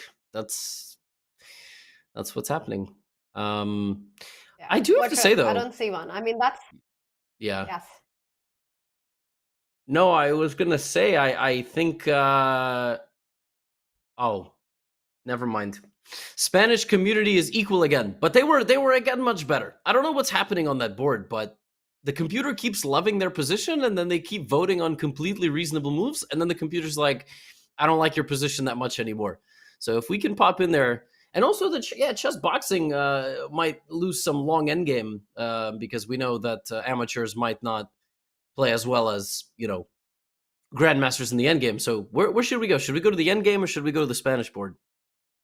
I just want to point out that your instincts are very much on point. That's some good news for you, Levy, when you're playing a match against the world as well as an upcoming match against India, because Judith also did trade on d4 before striking with f6. That's the top left board. She's crushing in that one. Huge advantage. Expecting her to push e7, completely kill the black rook there, and then go for the dark squares. Should be winning there. Then we've got that center board against chess boxing. Fascinating ending. Rook versus two bishops. I think that's the board where perhaps Black's doing the best. Would love to take a look at that. And then against the Spanish community, David Martinez on site, making the moves there. It would be one of these two. But before Hungarian stars, because we might not get a chance against, I think that one's going to end super soon as well. Yeah, let's do it. Let's do it for sure. Let's do it. You would think that the chess boxing community would have lost first, given all the head damage. But they have survived a very long time. They really have. And the thing is, I think the reason for that is that they kind of stuck to their style. They weren't sort of intimidated by Judith's attack. They took it head on and went really chess boxing on the game as well. They were doing punch for punch, defending when required, but not going super passive. We'll come to that. But let's get an update on the Hungarian stars. And I want to bring your attention to this moment because this was amazing. So right here, in this position, Judith goes in with knight f5. Ignore the 2 question marks because I think this is such a beautiful move. The point is that Black just has to take this head on, pawn takes knight, open up the king, and kind of still fighting to survive in that position from a human perspective. Super scary stuff. Decides to try to keep the king under control, keep the pawn wall in front of it, trades on f5. This is how the game progressed. Of course, Judith never trades queens, attacks it, and eventually trades on her terms. As the pawn comes to g5, she's completely demolished Black's pawn structure. The white bishop going to be super active now, heading for e4. Stopped, e7 a big weakness. And a few more moves happen, going to rush past. Just look at the way she doubled down on that g6 pawn, picked it up, now goes for the other weakness, and ends up a bunch of pawns up. And this is where we are, Levy. This is definitely easy for her. And that's a nice move to put up some resistance, but I think the king and the knight for white are a little bit too close to the left side of the board, so definitely winning, and a position she could win probably if she played, a blindfold Simul the rest of the way. But luckily, that's not a rule at this event that you have to do that. So that was very nice. Yeah, it's so tough. I mean, when a player like Judith plays knight to f5 against you, you just immediately assume you've done something wrong. You don't really take the bluff there, like the pawn takes knight situation. And the problem is sometimes if you don't punish those moves, they destroy you. To their credit, they actually played quite well after that, but then they made some bad decisions. And it's so tough to know, though, Tania. Like, they traded the queen slightly incorrectly. I mean, these are very high-level concepts that, you have to be really good at evaluating an obscure position. And that's really hard in chess. And that's the thing. Look at this understanding that she decided to get the queens off the board in this position after she's created a weakness on the light squares where eventually she goes on to win that pawn by first putting a bishop here and then just continuing with the plan. Get that rook to e6 and nothing's defending it. Yeah. Incredible understanding. I thought they were doing all right, but unfortunately, once it gets super complicated, you're bound to make some inaccuracy, and sometimes the moves are so subtle to stay in the game. Like, I have no idea what they did wrong. I'm just like, we're clicking through the moves. I'm like, okay, suddenly white is better. Okay, but it all definitely came down to some super obscure defensive resources, which is one of the reasons I tell people not to play people who are much better than them. Like, sometimes you have a 1200 who has a friend who's 2000 and wants to play with them, and I'm like, no. it's going to be so demoralizing. Like, you're not even going to know what happened, you know? But in a Simul, obviously, it's different. Of course, you play But the legend, but But this is very interesting what you said, because it was right here that everything went wrong on this board. Well, actually, even before that. But look at this beautiful sequence of moves, and this is where disaster started for this board, for the Hungarian stars. King to h7. Instead, Black had to continue with development on the left flank, and Judith, of course, instantly spotted this idea of e5, opening up that D line. You can't take that pawn anymore. Knight jumps to f5. So Black's knight was forced to retreat. And looking at that position, just looking at the pieces on the first rank or the 8th rank for Black here, you know that everything's gone wrong. And against a player like Judith, you don't survive such stuff. She got g4, she got knight f5, she got all of that in. And right now, this is the end game. Like you said, White can start getting the king closer towards the left flank, the knight as well, ready to jump in. You don't even care about the g5 pawn. Black's king is so distracted, and this should be pretty trivial for Judith. yeah, but a good fight. Maybe we can check out the chess boxing Right. endgame, which is Let's do it.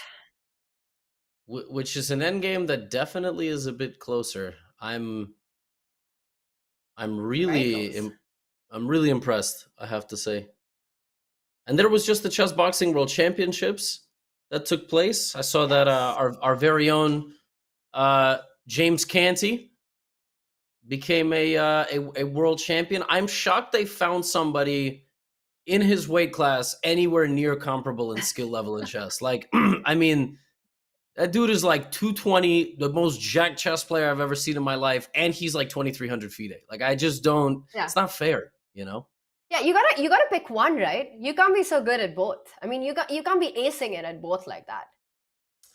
Yeah, it's not fair. Like, save some rating or save some muscles for the rest of us.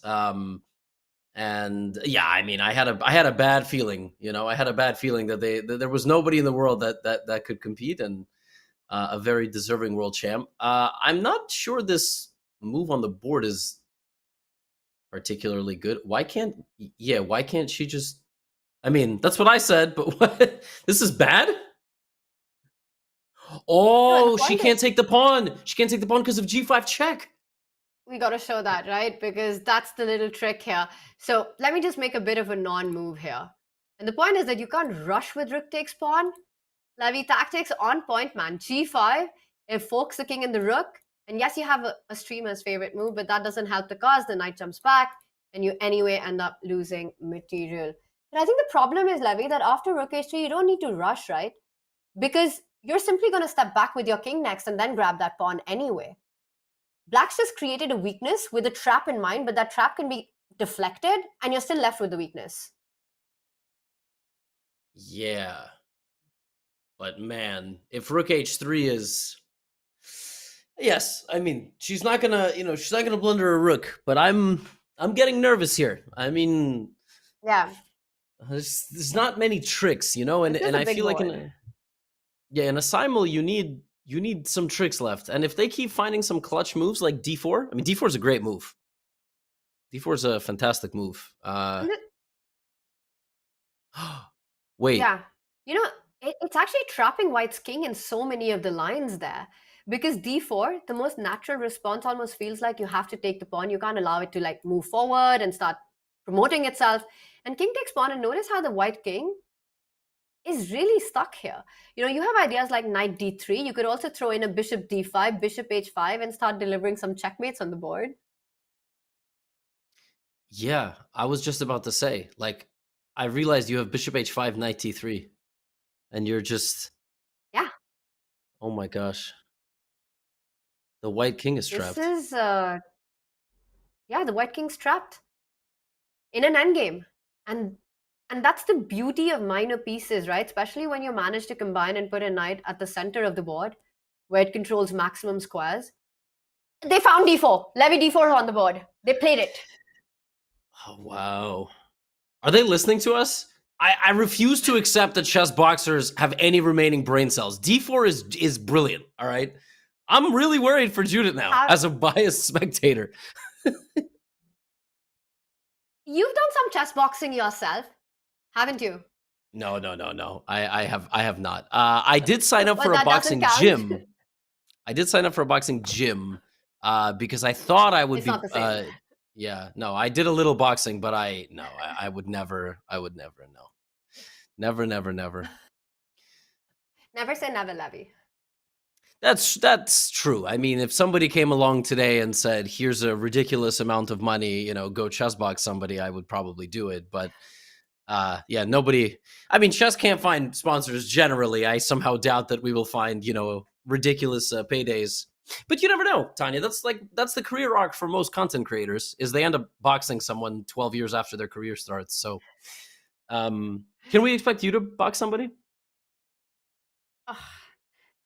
I think I can safely say never for that. But you know what you're saying about boxing someone 12 years down, that's the irony of it, because when you're sort of playing chess, you're kind of boxing yourself every day after a tough game, and then after that you find different ways of making it. But Levy, to your point, I think everything's changing. I don't know what you're talking about, because so many cool events are happening, sponsors are coming in, we've got so much I don't think there's been a better time in the chess world than now, man. As a chess fan, as a chess commentator, as a chess creator, as a player. Yeah, as a player, which I will be in 4 days. That's so scary that I have to play this event in 4 days. Yeah. By the way, Judith playing pawn to b4. She's trying to deflect the king away. But I'm worried. I mean, black is playing very well on this board. This chess boxing team. Oof. And the Valbar agrees with you completely, Levy. That's the one Judit Polgar is in trouble with. She's already got 2 wins up her bag. She's winning. She's crushing it on some of the other boards. Action is on in Budapest. We've got Levy with us, chat. Don't go anywhere. We'll be right back after a short break as we reach the final moments of the Global Chess Festival.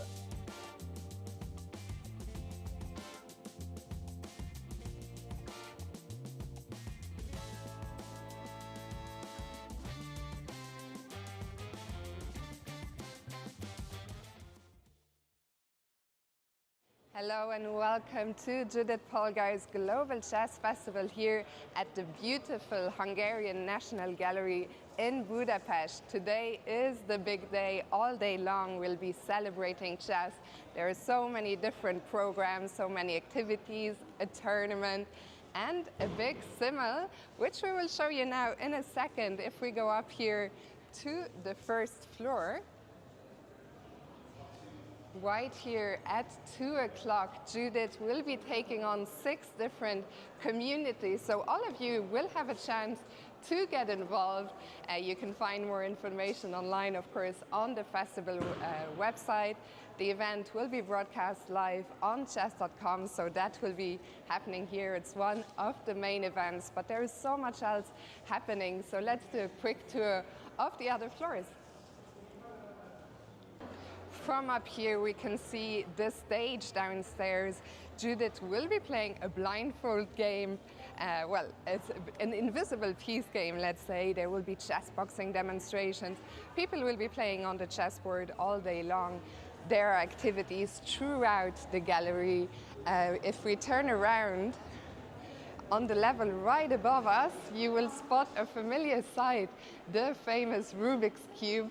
The inventor of the Rubik's Cube will be here himself. He will be doing some signings. There will be special activities connected to the Rubik's Cube.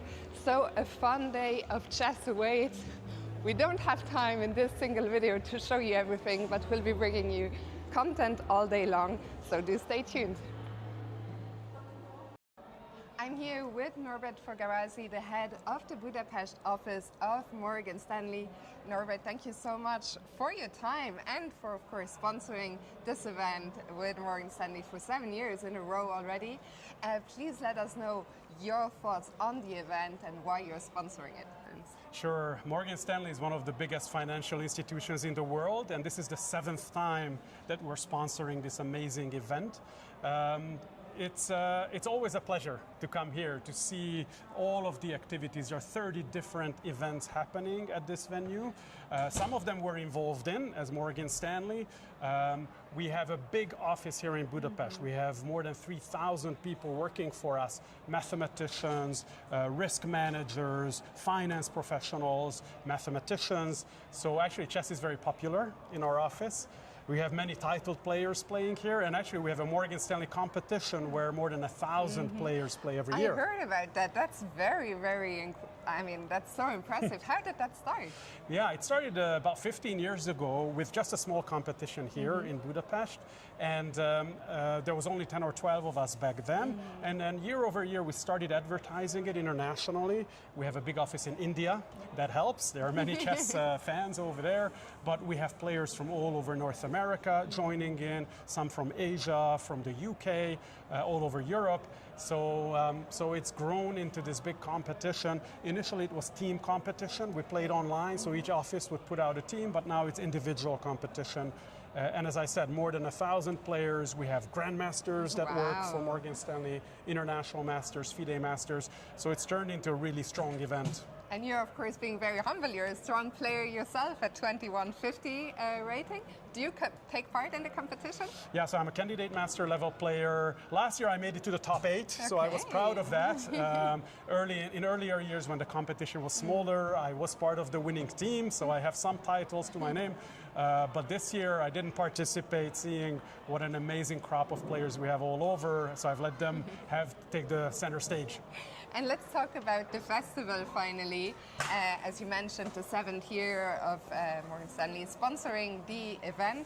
What are your impressions of the event so far today? I mean, we're not even halfway, but your thoughts? It's amazing to see the crowds. Last year we had a record crowd. More than 6,000 people came and visited the event in person.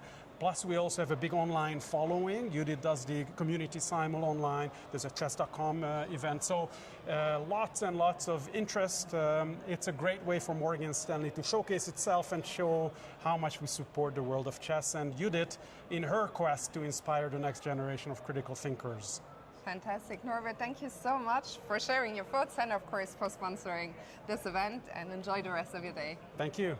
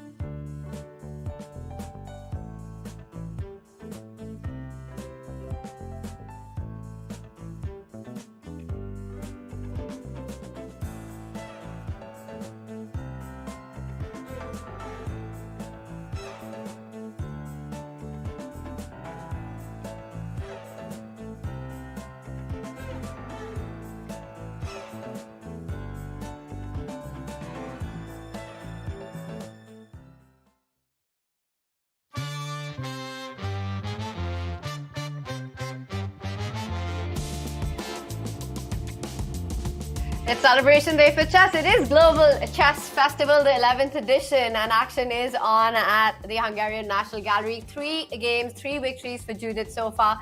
3 games are still on. One of them she is in big trouble in. It's the chess boxing board. Matt Thomas, the Matador, in action with his community. Things getting exciting there. We've got Levy with us to take us through all the action. Levy, have you been amazed by the moves the Matadors community is bringing on? Yeah, so far so good. I feel like in every Simul you always have one standout crowd. And in this one, maybe we have 2. Like the Spaniards have been doing very well, and the chess boxers as well. They are the ones genuinely posing some sort of threat. The Spaniards, meanwhile, the Spaniards have less than 10 seconds, so maybe we should go there, because they might lose on time, Tania. But maybe not. Maybe they've just forced a draw. It's Judith's winning. Oh, just Great in call there, by the way. time. Wow. Oh my gosh, Tanya, that was crazy. It was equal until a move ago. Amazing. This is crazy stuff. And Rookie 7 comes in with a deadly threat of going in with Rookie 8 just in time, like you said, to fight against the A3 pawn there. And look at the way the Black King is boxed up. No way to come close to the defense of that Rook. And this is about to finish. And there we have it, the round of applause. Judit Polgar gets her 4th win. That was wild. Oh my gosh. Yeah, let's do an instant replay there. If we can just back up for a second. It looked like all smooth sailing. I have no idea what Black was supposed to play here. Maybe just Rook F8. Exactly, Levy. You've hit the nail here, because you have to stop the idea of F7. That's the big threat here, right? Because the Black King can't fight against the H and the F pawn. So Rook F8 was the only move. And actually, Black's doing just fine after that. There's no way to defend this pawn. If you come in with a check, Black slides over, Rook takes pawn, and you can even just drive the Rook away with King H7. But they invested in that A pawn and they pushed it, and somehow they pushed it a square too far, because F7 check, and you know what else is extremely brutal? King F8, H7, and you win the race. King G7, F8, double check, so nasty. And then Levy's on fire. Yeah, and then you promote to a Rook, obviously, and that's how you. And how could I do that? I'm gonna do it again. Just rectify my big blunder, and that's how you finish it off in style. The Rook. Yes, you have to promote there. But wow, that was a wild game. By the way, it does look like in time trouble, the chess boxers, after weaving a nasty checkmate net, have let it go. Judith's king is free. They had a draw on the board, by the way. I don't know what happened, but like I said, they used up every last brain cell, and then I gotta stop making fun of head damage in boxing. But I do feel like they kind of invited upon themselves. But if we can just go to that board to show Tanya, they did everything correctly.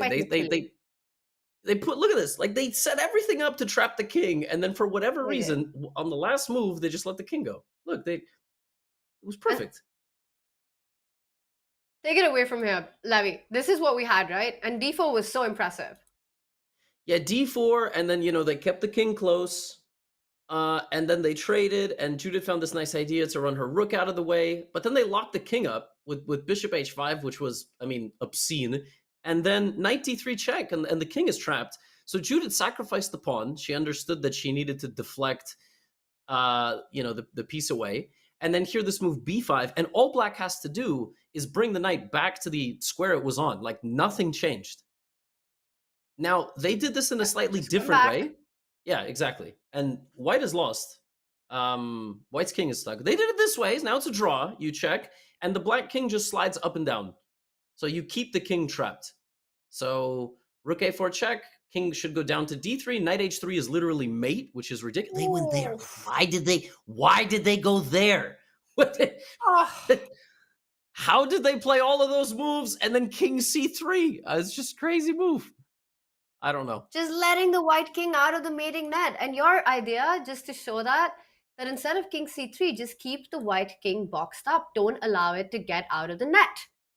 And the only way that Judith could have continued was just check back and forth. This wasn't even difficult. Like, I've been telling you, I don't know. It must be a side effect of head damage. They did everything so well. It's like 686 is the count we're on that trope now. Yeah. I'm glad to see she will win. Yes, but check now. Check, and that's the end of the hope. Oh. Yep. But that's amazing, right, Levy? Because that's the difference from checking from this side and checking from behind, from the d7 square, because now you're forcing the Black king away, and you've got your own king coming out and there's no more mating net. And also look at the discoordination between the minors and the black king. That was the glory of black's position, when everything was on the center, when you've caged the white king, and now all of that's lost. Judith, she defends the b5 pawn. I think we can ignore that cross simply because I think that's the move that 10 out of 10 chess players would make. Yeah. But now, yeah, now this is easy. I mean, bishop d1 is definitely, I mean, I don't even get it. Like king e, what? I guess you're Bishop just winning d1, some and you just sack. check. Oh, there's a check though. There's a check. Okay, they didn't play that. They played knight g4. And yeah, now this is child's play. And Judith will convert the remaining 2 endgames. I mean, super impressive from her, by the way, because she would literally walk up to the board and play the best move to like save her king, save her rook instantly. Never hesitated. It's amazing. And how quickly she found the idea of freeing up her own king. You know, g4, fighting against the mating net. Then the only defensive resource that she had, I think she would have been forced to that draw had. And it's interesting, right? Because black played these beautiful moves, set up this whole position in a fantastic way, and then so close to the finish line. And that's the part that hurts the most in games like these, when they know that they just had the draw in their hands. Yeah. I mean, this game for black is like story of my life as a chess player. So I kind of feel, but even I would have played king d3. I mean, I have to say, like, give us the 30-second spiel on the story of your life as a chess player. The one that got away, like that's the best the best way that I can describe it. Yeah, but this one, I mean, I have to say I probably would have played king d3, trying to keep the king in a box. Now this is easy. You take g7, those pieces are not as well coordinated as they once were. And the other board that we are not looking at, Judith simply has 2 extra pawns in a knight endgame. What's interesting, by the way, is I feel like she's standing at the same board. She's beating them down on the chess boxing board. Yeah, she's just staying there because they have 30 seconds. So she doesn't want them to have any time to think. It's almost like she's forcing Matt Thomas to play the moves instead of like the vote of the community, which is very funny. She's trying to end that game right then and there, which is interesting. I love it. And this is what we spoke about, right? When Judith's in a winning position, when she's in driver's seat, she gets the job done immediately. She's not taking any chances. She's putting the pressure on. Matt, find the move while I stand there. Playing Judith's hard enough. Playing Judith while she's right there is even more difficult as chess boxing board collapses even further. I want to say knight takes on. Do we just simply bring the rook? Yeah. Oh. That is beautiful stuff. Oh, look at Matt, he reacts. Yeah. He knows this is over. Yeah, that's a tough one. Nice. Rook h7 is the sick, is the simple move. Rook g6 is the sick move. And that is that. He probably has a few more seconds. But I'm also going to point out, right across from that board, Levy, are the Hungarian stars. You see the under-8 girls champion right there. She's 8 years old. The national champion there, one of the big prodigies coming out of Hungary right now. And then you've got her teammate, the 10-year-old boy as well. He's the under-10 champion who's crushed it in his field for the last 3 years, undefeated.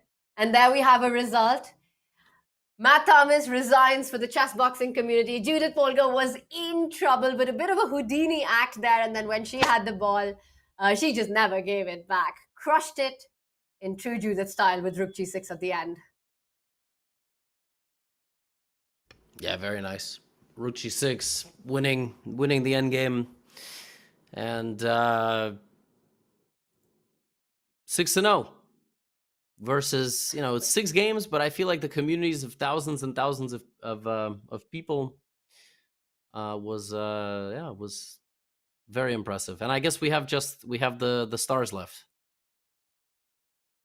The stars are still shining, I want to say, but not really, because the position's actually pretty lost right now. It's it's not much of a shiny Do you sky right now. do you offer a pity draw, or do you try to beat everybody?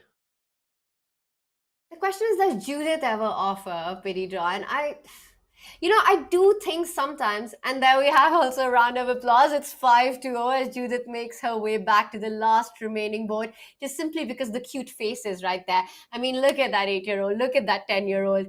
I don't know, what do you think? Will Judith's heart melt? No, I think she's a strong believer in you have to play for the win. You know, you have to you cannot instill this. Oh, I just realized something really unfortunate. The Black Knight is completely trapped. No way home. Yeah, that's rough. And you will just push the pawns. I don't think there's actually a way to push forward without releasing the knight. So at some point she will have to let it go. Yeah. And she's just going to overload the Black King. You just advance d6, b6. And I agree with you. I don't think Judith offers draws. She also thinks it's sort of a way to, make the young kids and the rising stars of Hungary understand that they have to earn every single point in chess. And there we have it. It's handshakes on this board. Levy Judith does it on all 6 boards. And what a beautiful performance. What a beautiful day in Budapest. It's 6-0 for Judith Polgar. Yeah, very nice. Done in typical Judith style. I think there were sacrifices, at least one on almost every board, if I'm not mistaken. One board was dicey, but that's usually how it goes in Simuls. And they all put up a good fight. Super impressive. I'm just reading a chat message here, Tanya, that says, I played against Pia Kramling. Would I play Judith Polgar in a similar match? And the answer is unequivocally, well, yes for the experience, but no, because I wouldn't make a single draw. So it would be a merciless obliteration. So probably not. But for the experience, yes. I think Judith, honestly, when it comes to chess, she still has that same fire and that same competitive spirit in her.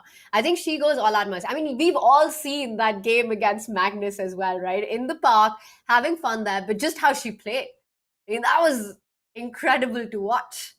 It was game over in about 20 moves. I'd love to see a Judith versus Levy match, but I think that is going to be pretty rough, Levy. We could play on the same team, me and you. Like, I feel like I don't know if that'll help you. I was gonna say, and it has nothing to do with you or me. I think it has to do more with Judith. But yeah, very nice, beautiful bow tie as well. Got the nice amazing, and the very cute scenes coming in from there. Players shaking hands. We've had so many. You had 6 communities, with 6 communities spread out amongst hundreds of players, with the online community of Anna Rudolph, of Mac Thomas, the Hungarian stars playing, the Spanish chess community. It's been an awesome day of chess. And at the end, Judith getting the dub in on all the boards, but it's been about a celebration of the game. Chess connects us, bringing the world together. And these were our 6-star communities that we had. Chess is for everyone, Chessable Improvers, Anna Rudolph, playing with her community, chess boxing, the Spanish community, as well as the Hungarian stars. Big action. Judith sticking to her style on every board, crushing it, crashing it, 6-0. And before we go on a quick break, 6-0 for Judith. Levy, I'm going to put you on a spot. India versus USA. What's your score prediction there? You weren't expecting it right now, right here, were you, Levy Rozman? Yeah. No, I mean, I don't think it's gonna be 5-0. If anybody's gonna win that event 5-0, it would probably be India. I mean, I guess we have Hikaru, but other than that, I don't think it's gonna be. I mean, it will probably, considering you cannot make a draw on any of the boards, I will predict 3-2 Team USA. Now, if you want me to predict individual boards, I don't know if I can do that. I have a feeling it will be 2-1, and then I will beat Sagar to make it 2-2, and then Hikaru defeats Gukesh, and we win 3-2. Comeback victory in Arlington, Texas, October the 4th. Don't miss it. Buy your tickets on pay-per-view. There are no tickets. It will be epic, though. It'll be epic. It'll be awesome. What you also can't miss is, of course, Gotham Chess versus the rest of the world. E4, C6, Caro-Kann on the board. Join in the fun. And what you definitely can't miss is on the other side of the board, we will have Judith in for an interview. What a beautiful day of chess it's been. What fantastic chess, inspiring chess by Judith herself. We'll be chatting with her. Send in your chat questions to us. We'll be right back.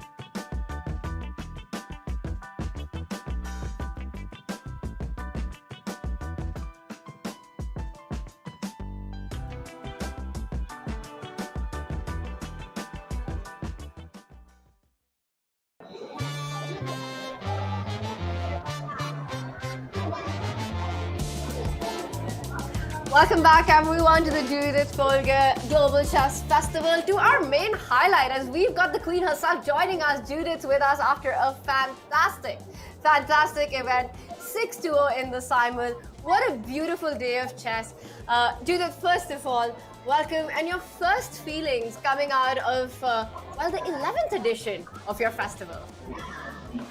Actually, it was a very fun day so far. I played a lot of chess, which I don't do so much these days. I was playing the invisible chess game against my former teammate, Peter Raj. It was a black chessboard with all pieces completely white. And so it was a blind game, kind of. And the host was saying at the end when I won the game that white won.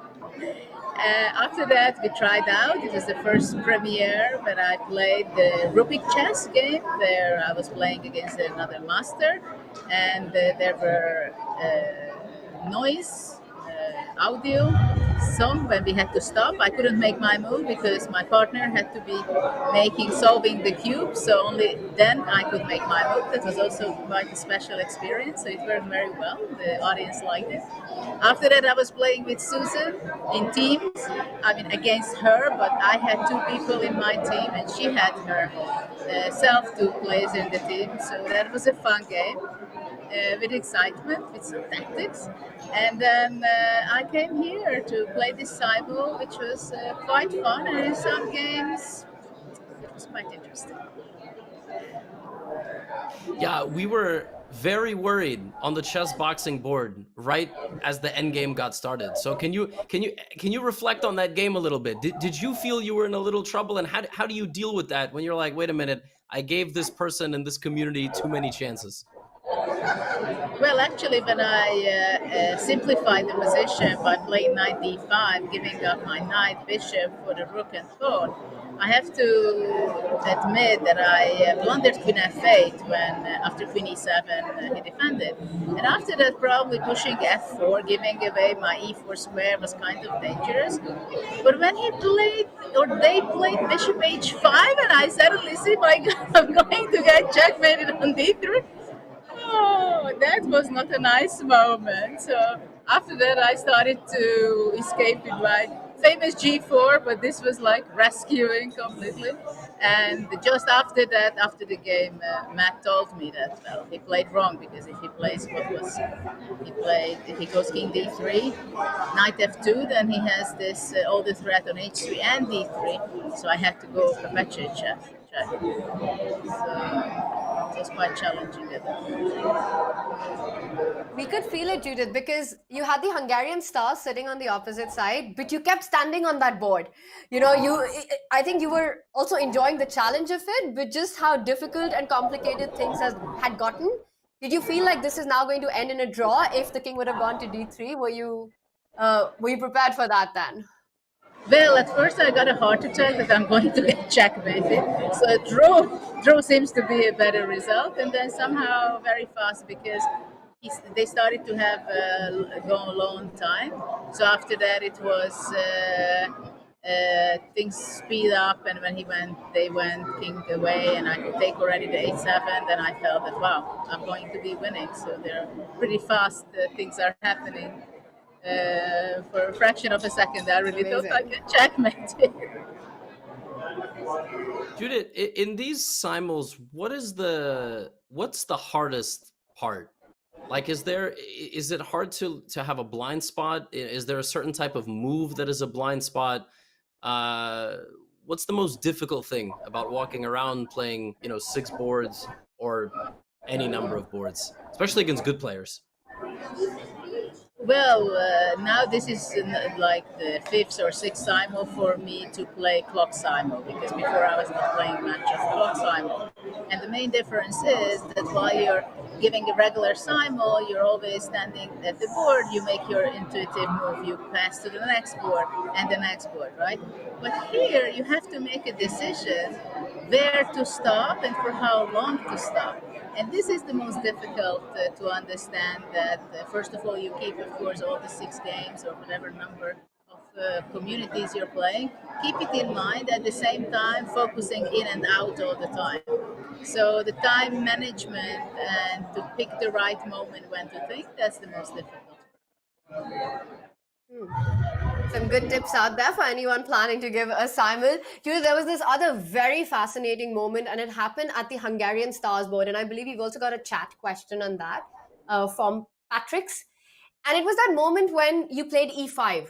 I think right before that, we saw you walk over to the Hungarian Stars board, and you were having quite a discussion with them. We could see you sort of explaining maybe some lines. What was going on there? Can you tell us what happened then? Well, basically, the Hungarian Stars, they had a lot of fun. They had a lot of discussion, and then I was explaining them that actually their position is pretty bad. So if I go e5, it already seems very bad as I'm pushing away their knight. And then we were just chatting around about that. And well, after the opening, I had a great position. And then when I took e takes d6, I was telling them, explaining them, well, I can go e takes d, I can go f6, I can go whatever.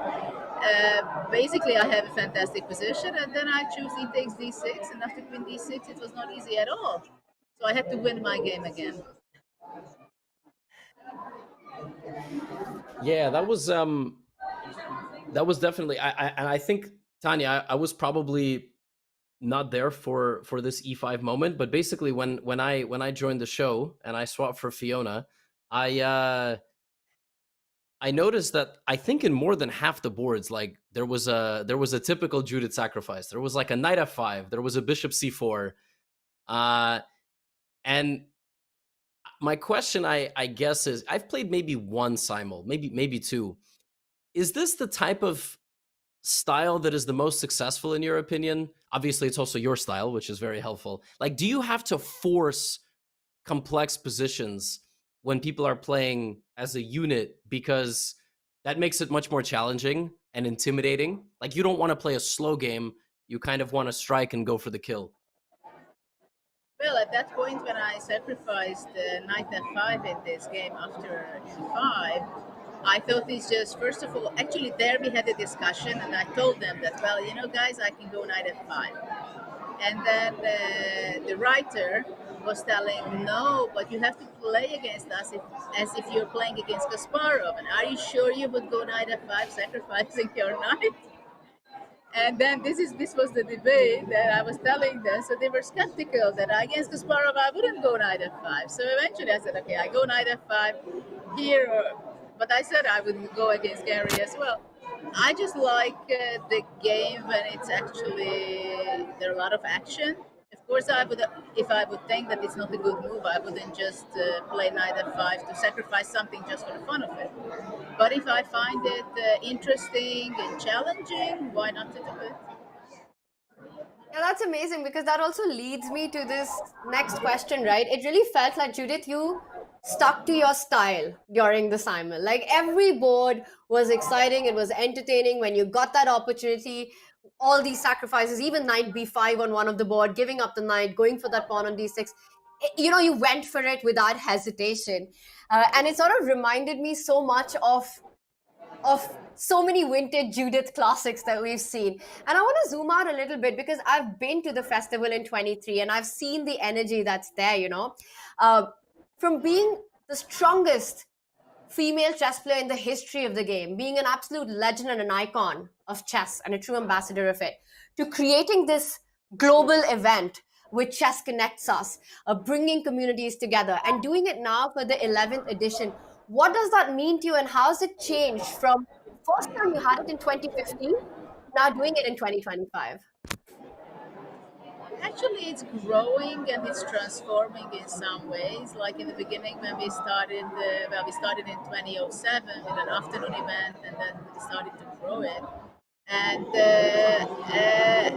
then we expanded the event with more activities, more people. A lot of people also come from abroad, and so people know already about the festival, how colorful it is, how fun it is. It's an experience for a long time. We have guests who are coming back from India, 10th time, from Chile also for so many years, and we have a lot of Hungarian visitors who come back. Today we had a lot of schools, because it's a weekday.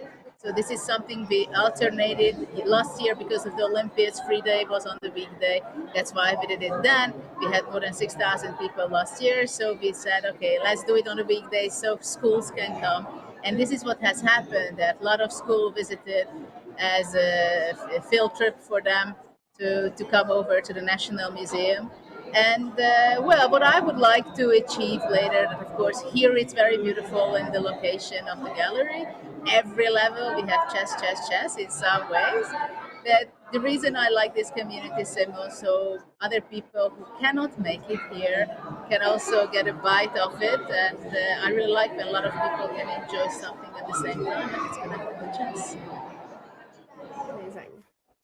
I guess my last question is not about, let's say, the festival, but about chess in Hungary. And I'm curious if there's any prodigies, teenagers, young adults that you're keeping an eye on specifically, who maybe are getting some medals at the World Youth or World Cadet, or just generally, like, how is the young chess culture there in Hungary, in schools, in competitive tournaments, and the overall vibe of chess in the country? Well, chess has a huge chess history for 120 years, 130 years. We always had top players in women's section and in men's section. Later, we call it open section. So we have a lot of tradition. Nowadays, of course, there are a lot of things in the world. So there are not so many kids who are so high at the moment. But we have some kids like Judit Polgar between the girls. But here, for example, we had a 10-year-old boy who is pretty talented.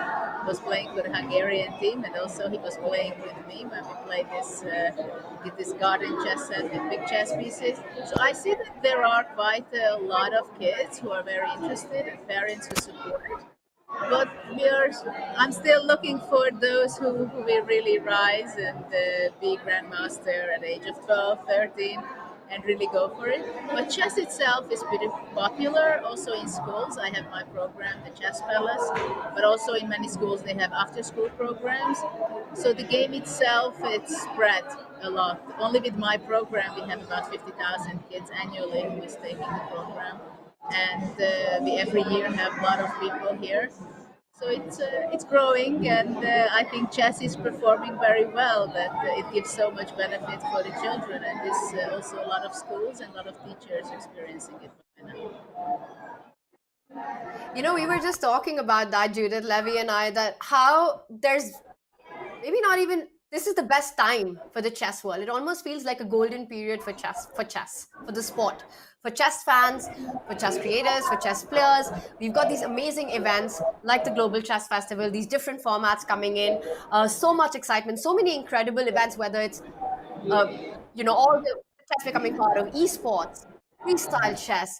You've got the World Championship next year. So much excitement around the candidate cycle. You've got India versus USA. Today we had this big celebration in Hungary at the iconic Hungarian Gallery. But there was another big global event that started today, Judith, which was Levy versus the rest of the world, with Levy playing against close to 130,000 people from across the world. And that's going to go on for a while. Judith, the opening of choice by Levy playing with the black pieces was the Caro-Kann. Saivamani for c6. What do you make of that? Do you think Levy chose wisely? And what would be your advice? Well, not to Levy, but the rest of the world playing against Levy. Pay attention, focus, and don't blunder. That's the most important. Don't blunder if you want to win against Levy. It's good advice for me too, by the way.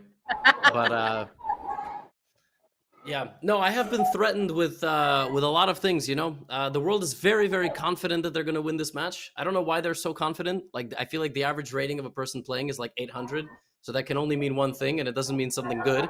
But I'm going to try my best. I'm going to play the opening I know the best, and I wonder what Judith's score against the Caro-Kann is. It's probably like 90% win with white. I mean, it's like, it's probably very bad for the Caro-Kann. Well, I don't know exactly what was my score against this. For a long time, I was playing the Panov, exchanging on d5 and playing c4. But for that, you have to be very sharp to play the isolated pawn. So later on, I started to switch to 3 knight c3, knight d2. I had many games against Karpov, and it's a very tough opening to break. Very tough opening. That's for sure. But to be honest, I'm very happy, Levy, that you're taking this challenge on the world, and it took off today, on the day of the 11th Global Chess Festival. So I think it's a great thing. When I saw that it's going on, it's not the first occasion. I thought this is how it should be all year round. When this game finishes, someone else should be. So chess should be in the circulation all the time. It was awesome. And we had the first move made right here on the live broadcast for the Global Chess Festival. There was an exciting moment with Levy's choice and with Judith approving of the Caro-Kann. I think Caro-Kann fans can rejoice across the world. And Judith finally just zooming out of everything that's happened today, this incredible day in Budapest. I know firsthand how much this festival means to you and how much effort and work you and your team put into it. And just how thousands of people, local people, come and enjoy so many activities throughout the day. Every year, the festival gets bigger, it gets more creative. And I think my last question to you is that what is the one idea that you're dreaming about already for next year's Judith Polgar's Global Chess Festival? I don't know. That's a good question. I like to do creative things, and this year these things, the invisible chess and the Rubik chess worked very well. So probably I would like to polish that even more to be more attractive, and maybe some new idea comes to mind. But definitely, I would like to make the community Simul grow and make it something that people can wait for internationally. Because here in Hungary, the festival itself has. Such a prestige name and event that many people are waiting it already. So it would be great if it would be an online event also at the same time, that people can count on that this is a fun event to be together. Amazing. Well, we've got one more idea to throw out there. Judith, Levy, and I would love to be in Budapest for next year's event. We discussed it, so putting it out there into the ether, Levy. Absolutely. I would love to have you guys here live, and then not only commentating but having some fun games together here. I will create a special game for that if you guys looking forward to that. All right, well, it's Levy, been amazing. Judith, been such an awesome day of chess, hanging out with our community, analyzing the games, watching Judith in her element, you know, to her score, sticking to her style. Beautiful stuff on the board. Levy, thank you so much. Judith, you are an absolute superstar, and we all love you so much, and everything that you continue to do for chess just means everything. I personally so inspired by all that you do. Chat, it's a wrap up from us. It's a goodbye from us as we wrap things up in Budapest at the Hungarian National Gallery. Another year of the Judith Polgar's Global Chess Festival comes to an end. But of course, the chess action doesn't stop on chess.com. You know, it's Gotham Chess versus the rest of the world, India versus USA coming up.